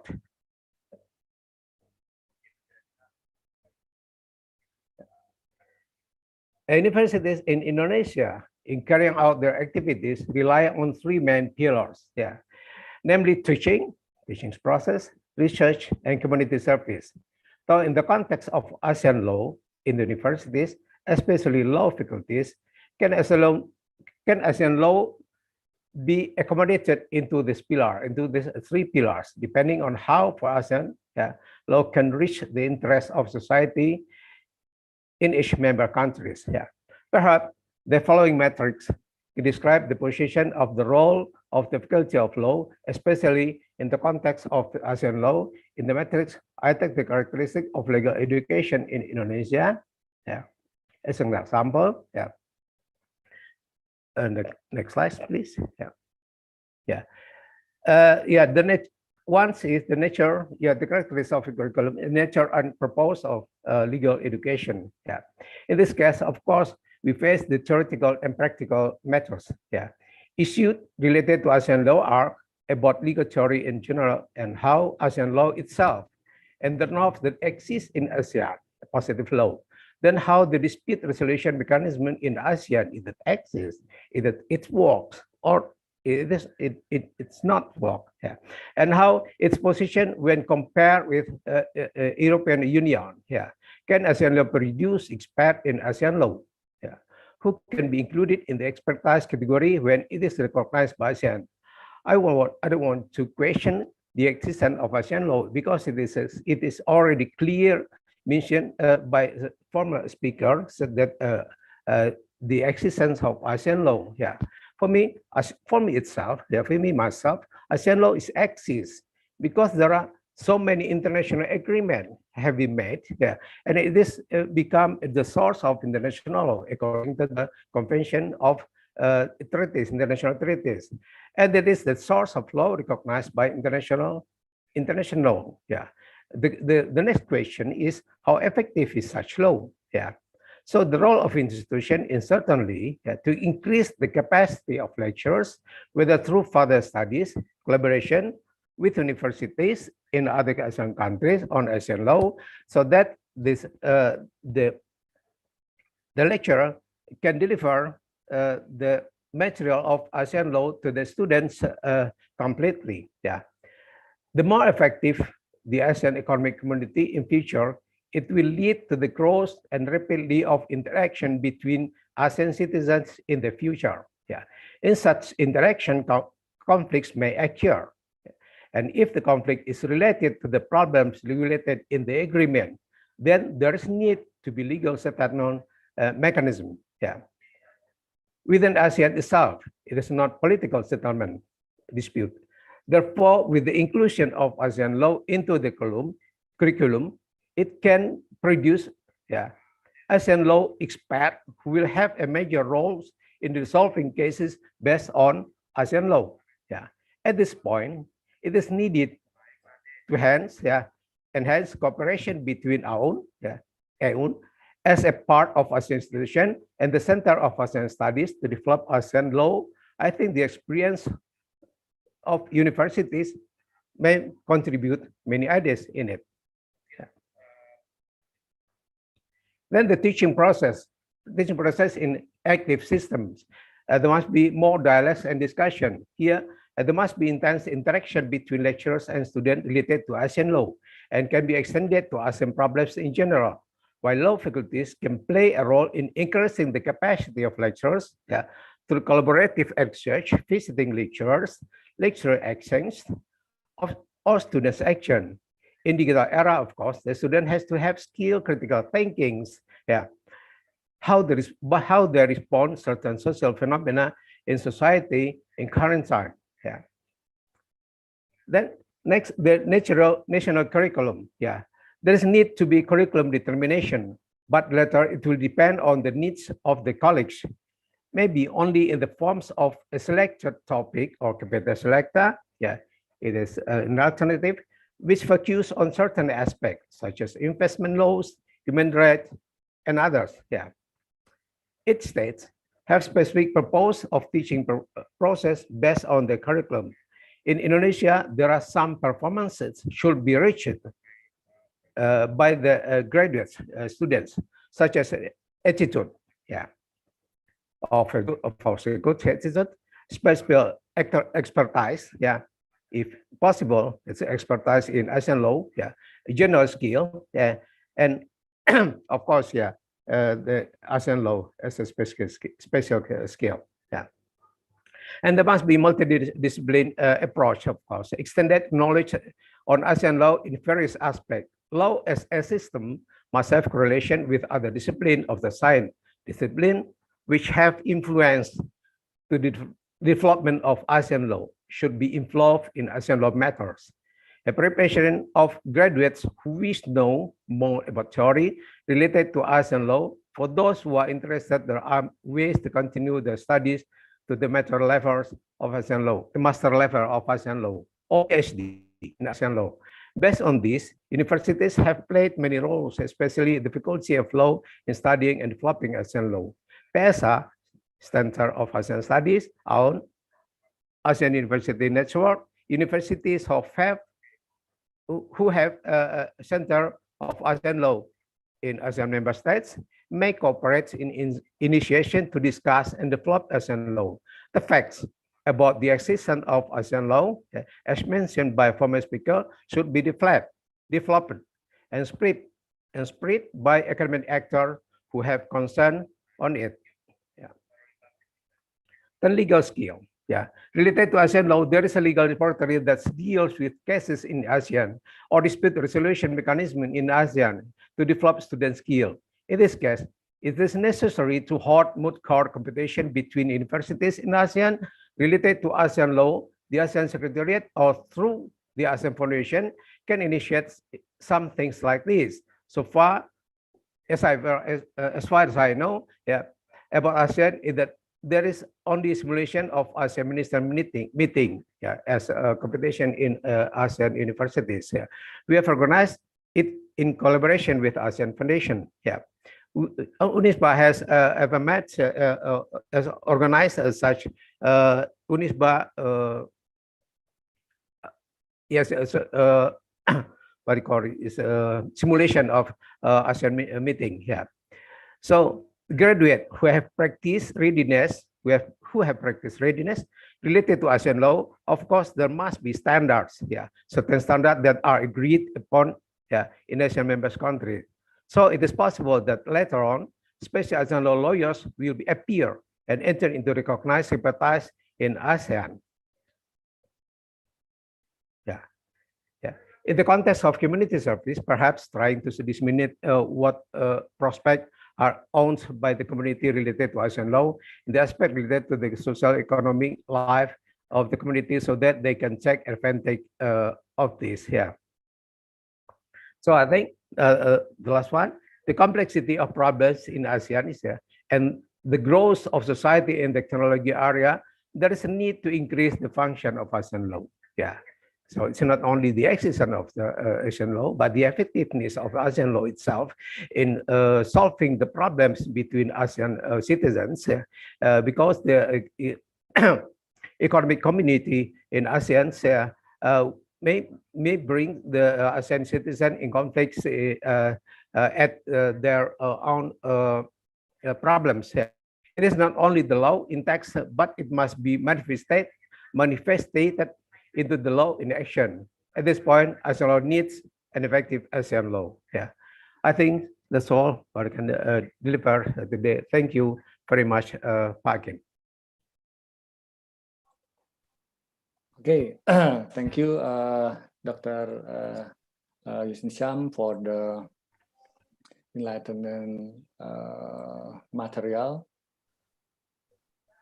regarding to the ASEAN law related and in line with the education and institution, especially with the Faculty of Law.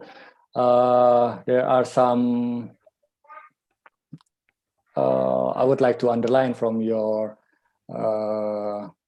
presentation is about, I think, from the education institution perspective, we have a lot of tasks to do to get people know and familiar with the not only ASEAN law but ASEAN itself as a regional organization. I think it's correlated with the first speaker said that ASEAN is not directly giving impact for the ASEAN citizens. So some people said that asking about the existence of the ASEAN law, and somehow in the Indonesia, a lot of people still not to know about ASEAN for their beneficial in daily life. Okay, thank you to all speakers for your great insight to our topic, and the international webinar today is very interesting issue and important, and also basic for all the participants in the this webinar. Okay, we have now we can go to the next session. We will have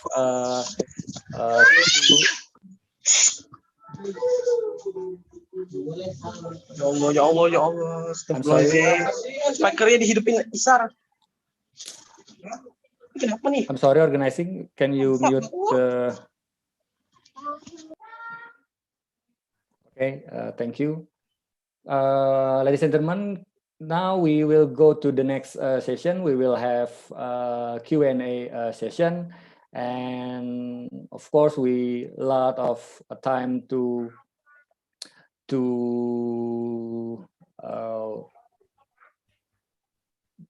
plenty of room to Q&A this session. Like previously, I mentioned it that you can share your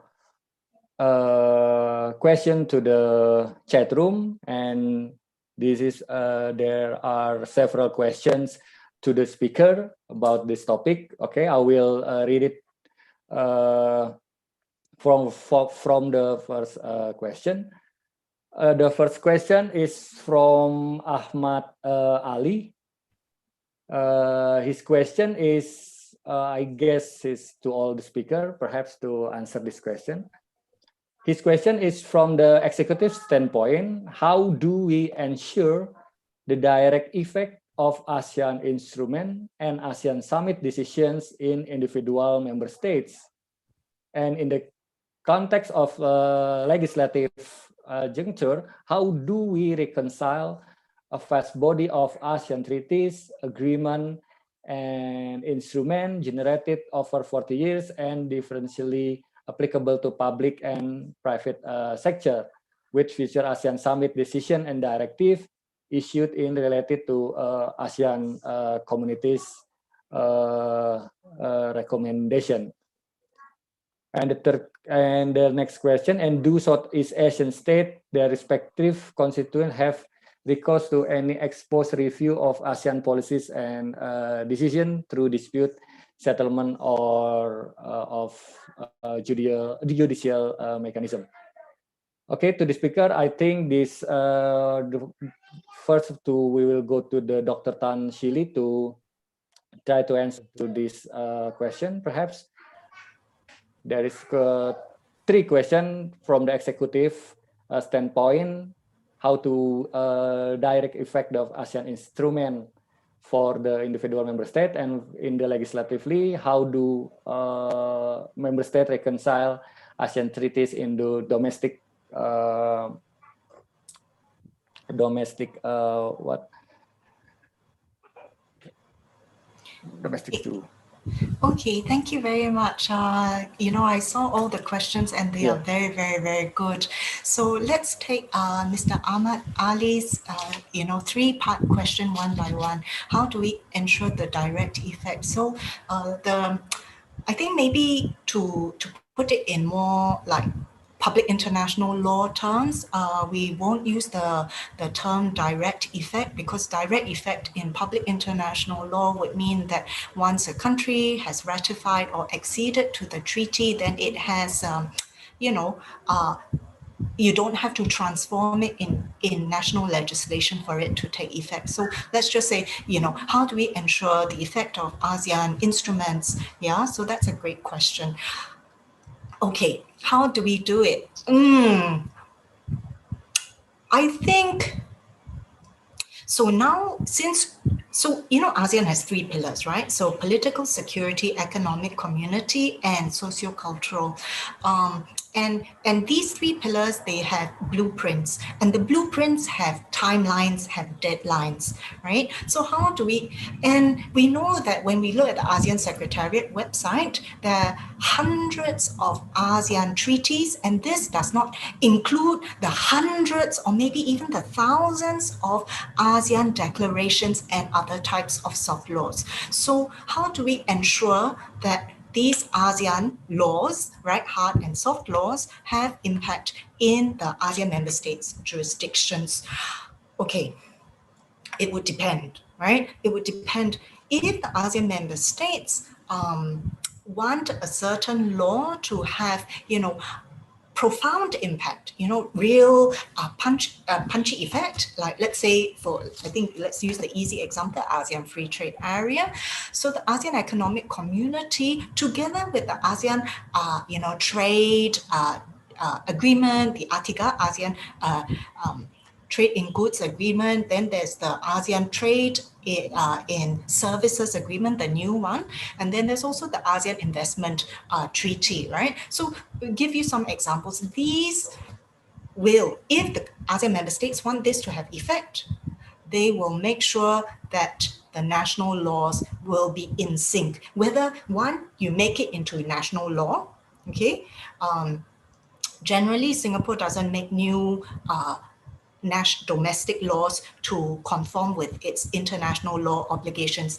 It doesn't make new law for Singapore. I just give an example. But Singapore makes sure that its national laws and national policies will then keep in line with its international and ASEAN obligations. So you just do the shift within your internal system. So generally speaking, this would be how different ASEAN member states would then do these adjustments in their national jurisdictions to make sure that ASEAN law has impact, right? Okay, now how do we make sure that it really has impact? ASEAN member states knew that the implementation was very weak. Prior to the ASEAN Charter, there was the Eminent Persons Group report in 2007, which said that compliance was 30%. By ASEAN 2015, when the ASEAN community was established, they said that implementation has improved, but it hasn't improved that much, right? So by ASEAN 2025, they really want to make, it more impactful, the law more impactful in our ASEAN member states. So actually now, in each of the three pillars, you can take a look at the ASEAN Secretariat website. There is a monitoring body attached to each of the pillars. And the economic monitoring body has the most developed monitoring and evaluation kind of mechanism to make sure that the laws are actually complied with, implemented in the national regimes, okay? So, and the economic monitoring and evaluation mechanism started in 2016. So it's now 2021, it's getting better and better. Initially it was a bit slow, obviously, it's a new thing, so it does take time. So we should look at greater impact over the years. Legislatively, wow, I love this question, it is so true. So my colleague Chan Sui at Center for International Law, she, in her database, she tracks the impact of these instruments. So ASEAN member states know that there are too many instruments that realistically, the ASEAN member states can keep to. So what ASEAN member states are doing is that, for some treaties, they are superseded by other treaties, or the very old ones, they just, they're there, but they're not being acted on anymore. So what I would say for the legislative, the type of laws that ASEAN laws we should be looking at are from maybe from the Bali Concord 2 onwards, from 2003 onwards, and especially from the ASEAN Charter onwards. So the, the trade and goods agreements, the ASEAN Human Rights Declaration, we don't feel so much of an impact, but from policymakers and officials who work in the area, they do rely on the ASEAN Human Rights Declaration, just to give you, another example, not in the economic sphere. So there is impact. So then the last question is, how do they do the post-review? So, post-review, so you see that they're superseding, right?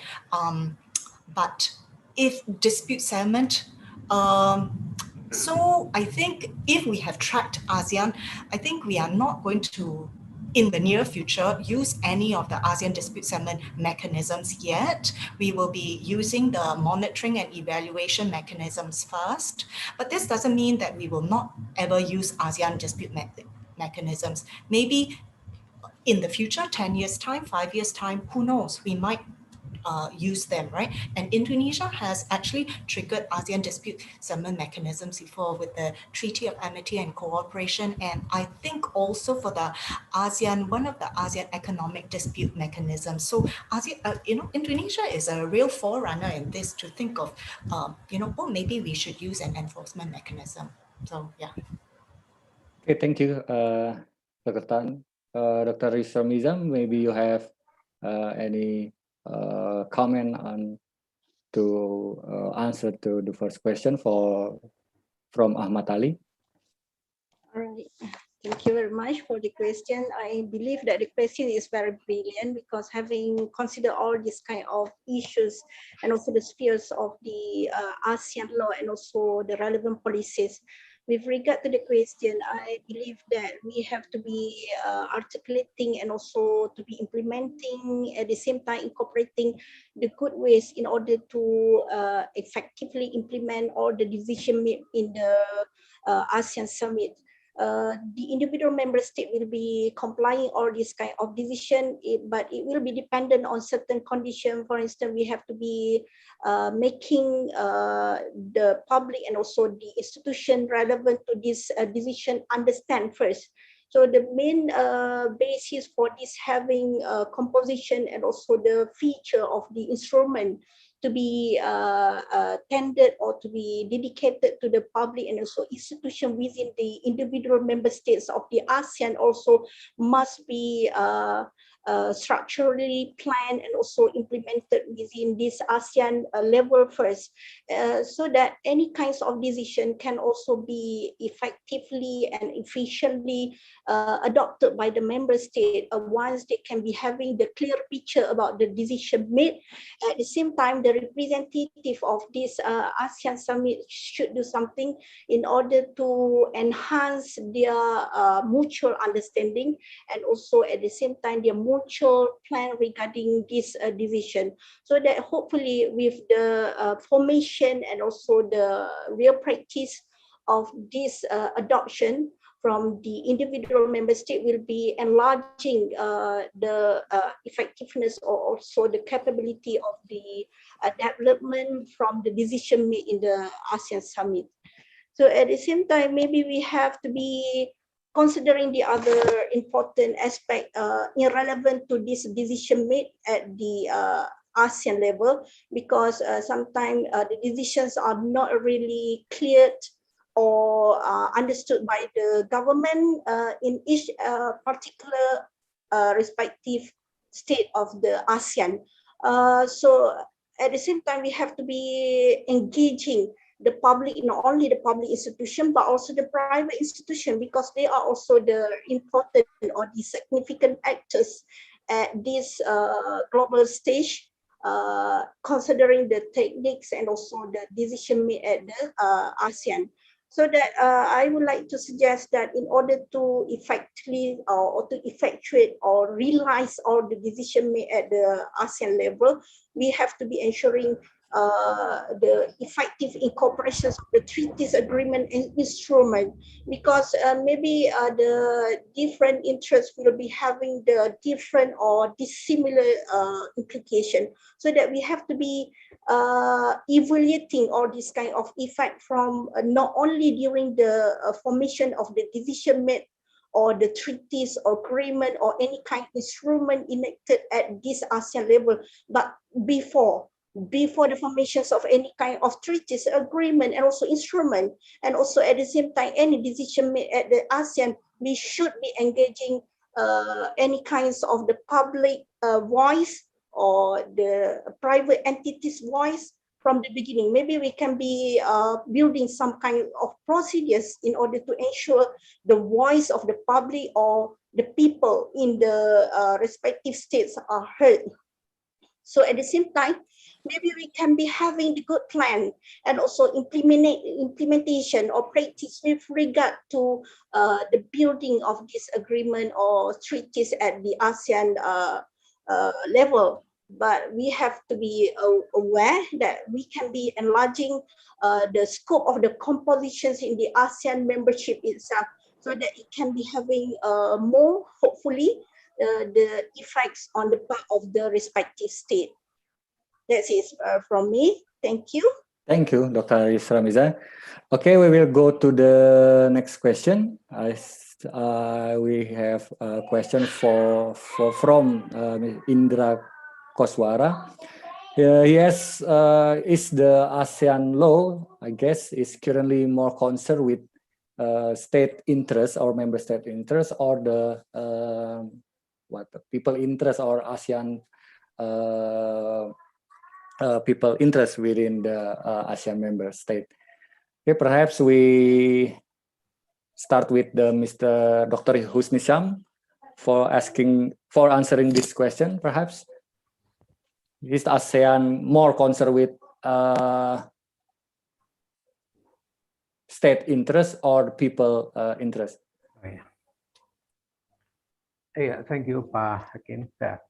I think this question, it is not easy to answer this question, actually, because the reality of the ASEAN law itself.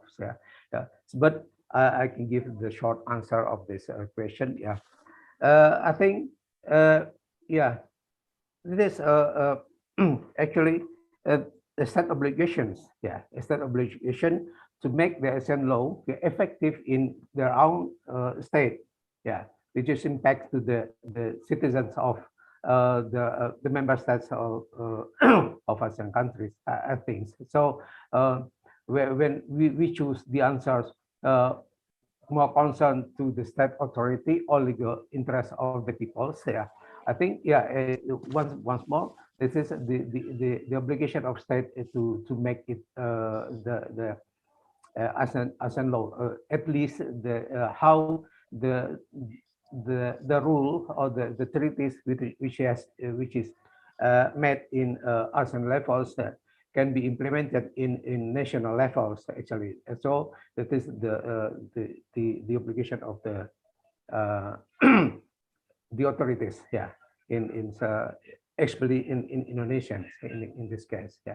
I think that is my short question answers for the question. Again. Okay, thank you, Dr. Husni. Okay, we will go through the next question. I will try to combine those questions. Is related. First of all, from Sheila, she asking about how ASEAN can or reacting about the South China Sea dispute. And in this dispute, several ASEAN member states was conflict with the China. Then I will goes to the next question from Mr. Jafar about the spirit of Bandung, Dasasila Bandung, and especially with dispute settlement with the arbitration issue within ASEAN, because there is different legal system within ASEAN member state. Okay, perhaps I will go to I will ask for Dr. Tan to asking about the dispute settlement on the South China Sea between China and several ASEAN member states. Okay, another very difficult question and also very timely. Yeah.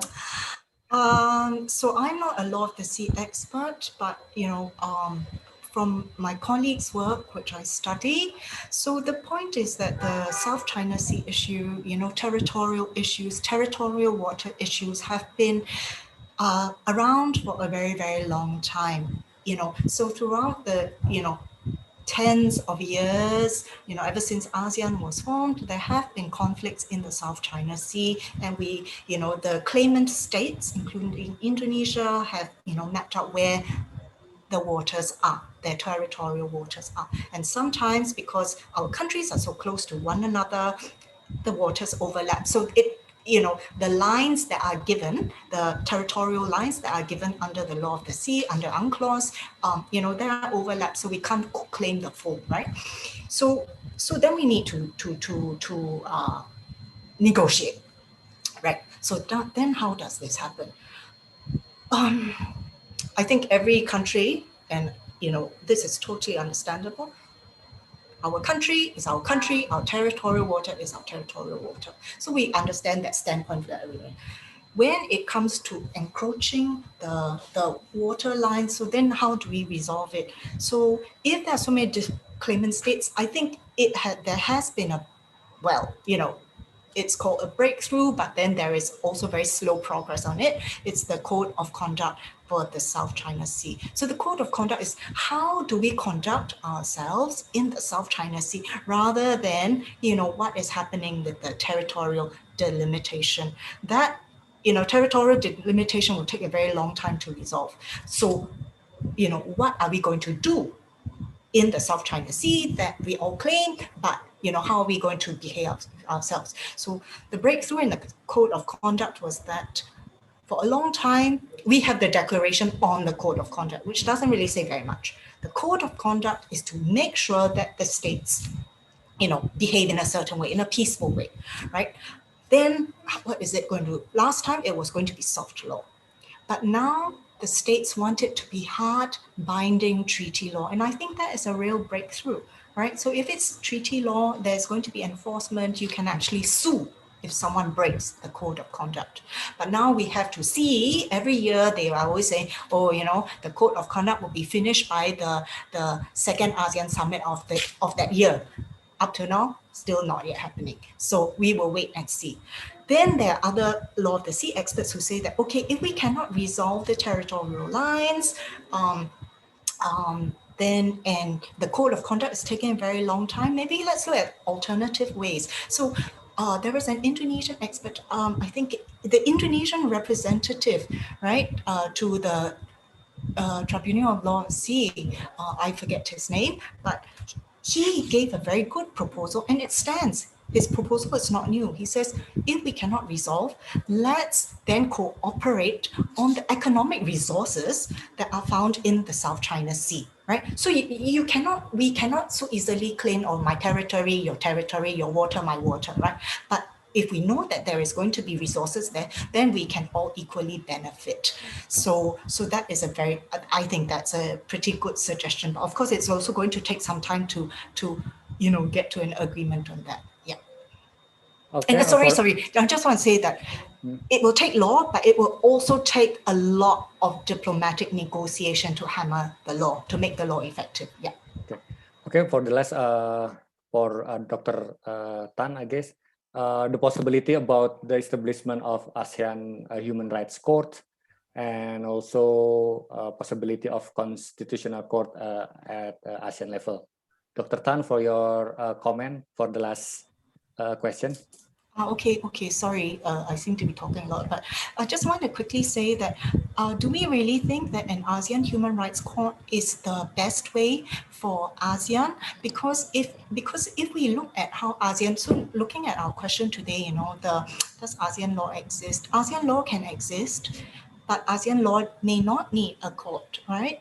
Or or ASEAN human rights law may not need a court. So if we look at the ASEAN regional systems, human rights systems, they all have courts. Some courts are more successful than others. But then we also must think that, in the ASEAN mindset, would a court ever appear? Because the ASEAN member states at the moment will not give us a court, right? And also, even if we have a court, it'll be expensive, it uses so many resources. Is it the best way forward to get human rights protection for us? So what is an alternative if we cannot get a court, or if we cannot build up the resources that will make a court efficient and effective? So if we don't look at the other regional human rights courts, but look at the UN human rights system, which I think works reasonably well, right? We could have the monitoring and the investigations and the petitions, the complaints mechanism. So again, I want to go back to, the Indonesian experts, the Indonesian ICHA representative, Madam Yuyun. So she has published a recent piece, and she's also pushing very hard to improve the complaints mechanism. And so also the Malaysian representative, right? Eric. So all these mechanisms, I would say that if we don't have a court, maybe let's look at the UN human rights system. You have the law, you check, have a regular reporting system, you make sure that it's implemented, and then you have a complaints mechanism, which we kind of have in ASEAN right now. So the more we complain, the more we can refine and develop the system to get real human rights protections for us. So instead of going to the court, what we want is to be protected, right? So we make sure that the states actually protect our rights. Yeah. Okay, thank you, Dr. Tan. I will go to the Dr. Islamiza. If you have any comment or add some answer about the human rights issues in the ASEAN. All right. Thank you very much for this second opportunity to respond to the question tailored by the audience. So it's very good to have the discussion. So it will be, triggering the factors and also our effort in future in order to upgrade the standards of the ASEAN law, at the same time the procedures to be implemented in ASEAN. So having agreed with the points raised by Dr. Tan, so I would like to suggest some additional points with regard to this potentiality of the creations or the formations of clear laws governing the issues arising or emerging in ASEAN states. So that we have to be initiating or undertaking certain efforts at the ASEAN stage in order to create or to promulgate the clear laws governing the territory and also the other important aspect with regard to the ASEAN states. So that there is the possibility of us to be having the good ASEAN law. At the same time, we cannot neglect the importance of the mechanism of the law enforcement, because having this kind of non-effective enforcement, so there is no teeth of the law, so there is no effect of the law. So having considered the promulgation of these significant laws, so we need to enhance the capability of the enforcement, having considered all the states in ASEAN at this moment. So at the same time, maybe we can be having the good suggestion with regard to the establishment of the courts of justice in ASEAN level. So for instance, we have the EU courts of justice, right? So if we are so serious about the ASEAN law, so we need to think our effort and also our target doing this kind of ASEAN law. So at the same time, we have to promulgate certain efforts in order to build the court of justice. For me, this is my first highlighting about this kind of establishment of the courts of justice. I believe that there is the potential establishment of the court of justice at Asian law. So if we are having the law, but we have no any forum or the effective mechanism for hearing the cases involving the states in ASEAN. So there is no such guarantee that we can be having the effectiveness of the law in ASEAN. So at the same time, if there are certain issues arising in ASEAN law in the absence of this effective law and also the enforcement, and the other one is the Court of Justice, so we have to rely on the negotiation and also the mutual understanding between all these states involving in the issues. Well, for instance, nowadays we have so many, the collaborated, some sort of collaborated issues with regard to territories. For instance, we have the human trafficking, we have the data privacy issues, we have the other comparative corporations. We have so many spheres of issues. So that maybe I would like to recommend that the first stage for this Court of Justice, maybe we can be initiating some kinds of the issues relevant to the boundary or the territory first. So that, for instance, we can suggest the human trafficking first to be considered by the court, or any kinds of the companies issues having the boundary of these states.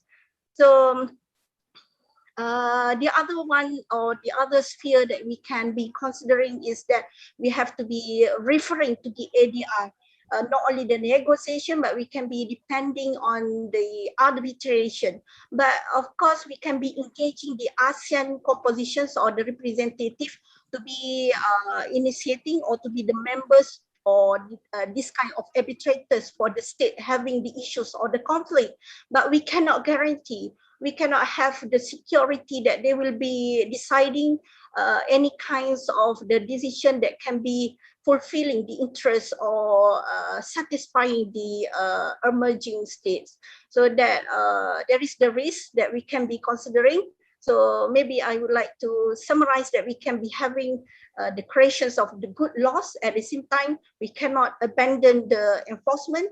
At the same time, we also must be having the good starting point for having this kind of the Court of Justice similarly apply in EU Court of Justice. But to be noted here is very significant.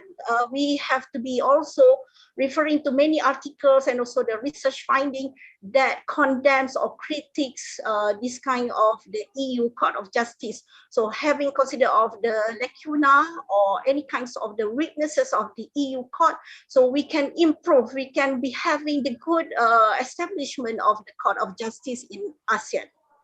That's it. Thank you. Okay, thank you, Dr. Wiza. Due to the limited time, we going to the last question.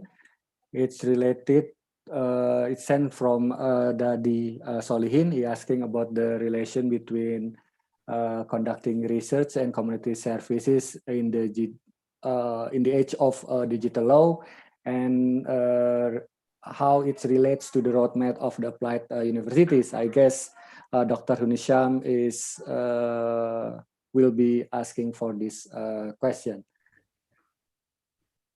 Thank you, Pak Hakim. Yeah, I think this is an important question in terms of the mission of research and community service in universities, at least in Unisba, it is till now. Yeah, I think research and community service, yeah, should have more research, yeah, in this field, yeah, and it is of course should be in line with the vision of university, yeah. In this digital era, for instance, so the cooperation between universities in as member countries have become easier actually, yeah, yeah. Maybe, yeah, there is other universities in the ASEAN member countries which have a similar visions. In this case, all universities who have the similar roadmap with the research and community service in the certain university. Yeah. So through this research, it could be found what kind of problem faced by peoples or faced by state, and in this case, yeah, what role can research and community service play, yeah, to solve the problems, or at least to help people in solving the problems in this digital era, yeah. So that there is an effectiveness so there is effectiveness of the community service, yeah, to the peoples, yeah. If, yeah, of course, if the community service done by the research before, yeah. So and with this way, maybe I think the people can get a good impacts from the community service. Yeah. So the roadmaps of the research and community service, yeah, must be once more, yeah, in line with the vision and mission or mission of a university such as UNISBA. There should be a good university in ASEAN, yeah, in 2024, 5, I think, yeah, yeah. So this yeah, that is my short answer about this, Hakim. Thank you. Okay, thank you, Dr. Husnisham, for the answering the last question. Okay, ladies and gentlemen, now is 11:30, and I guess this is the end of the main agenda about the discussion about the ASEAN Does ASEAN Law Exist. Once more, I would like to thank you to all distinguished speaker, Dr. Tan, Dr. Yusra Miza, and Dr. Husnisham, and also thank you for the all participants, not only from Indonesia but also from Malaysia. I think this is the end of the discussion. Thank you. Assalamualaikum warahmatullahi wabarakatuh. I will give it back this to the Mr. Rimba as MC. Thank you. Waalaikumsalam warahmatullahi wabarakatuh. Thank you so much. What a wonderful, what astonishing presentation by the speaker, and also we consider that the ASEAN law is the important thing next that we have to consider about for our community, especially within ASEAN itself. So I have an idea, maybe starting from this discussion, maybe we can articulate the topic and then initiate the research cooperation between UNISBA, maybe between UNISBA and the other university in Malaysia and in Singapore in the future, maybe. Okay, before we end the event, I would like to inform you that all the speakers will be granted a certificate as the recognition and appreciation from our faculty, which is represented by Dr. Neni Ruhaini, SHLLM. She will give the speaker certificate, placard, and souvenir, special souvenir from UNISBA. Maybe for the further step, I will give the chance to Mrs. Dr. Neni Ruhaini, SHLLM. The time is yours, please. Okay, thank you, Pak Rimba. Thank you to all the speakers.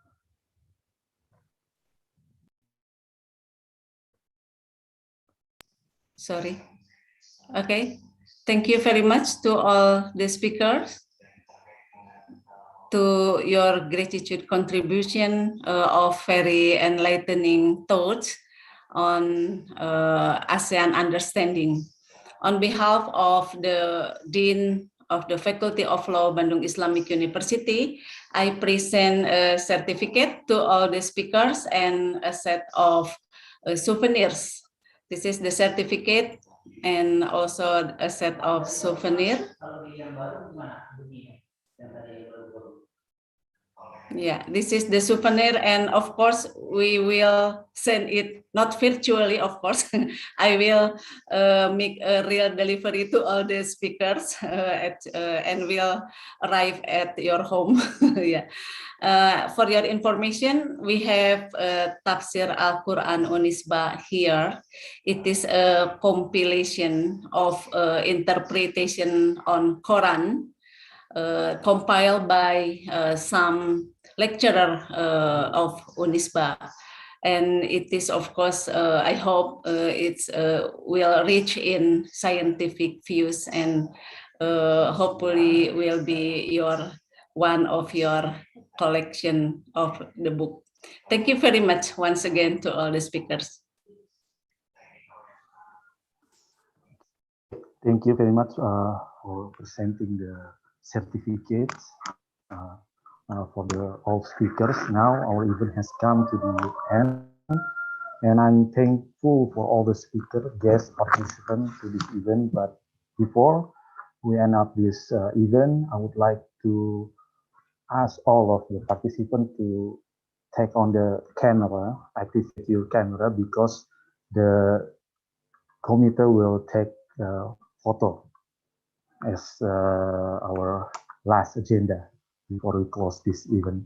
Please, maybe the committee help me to take the photo. Start from the first stage.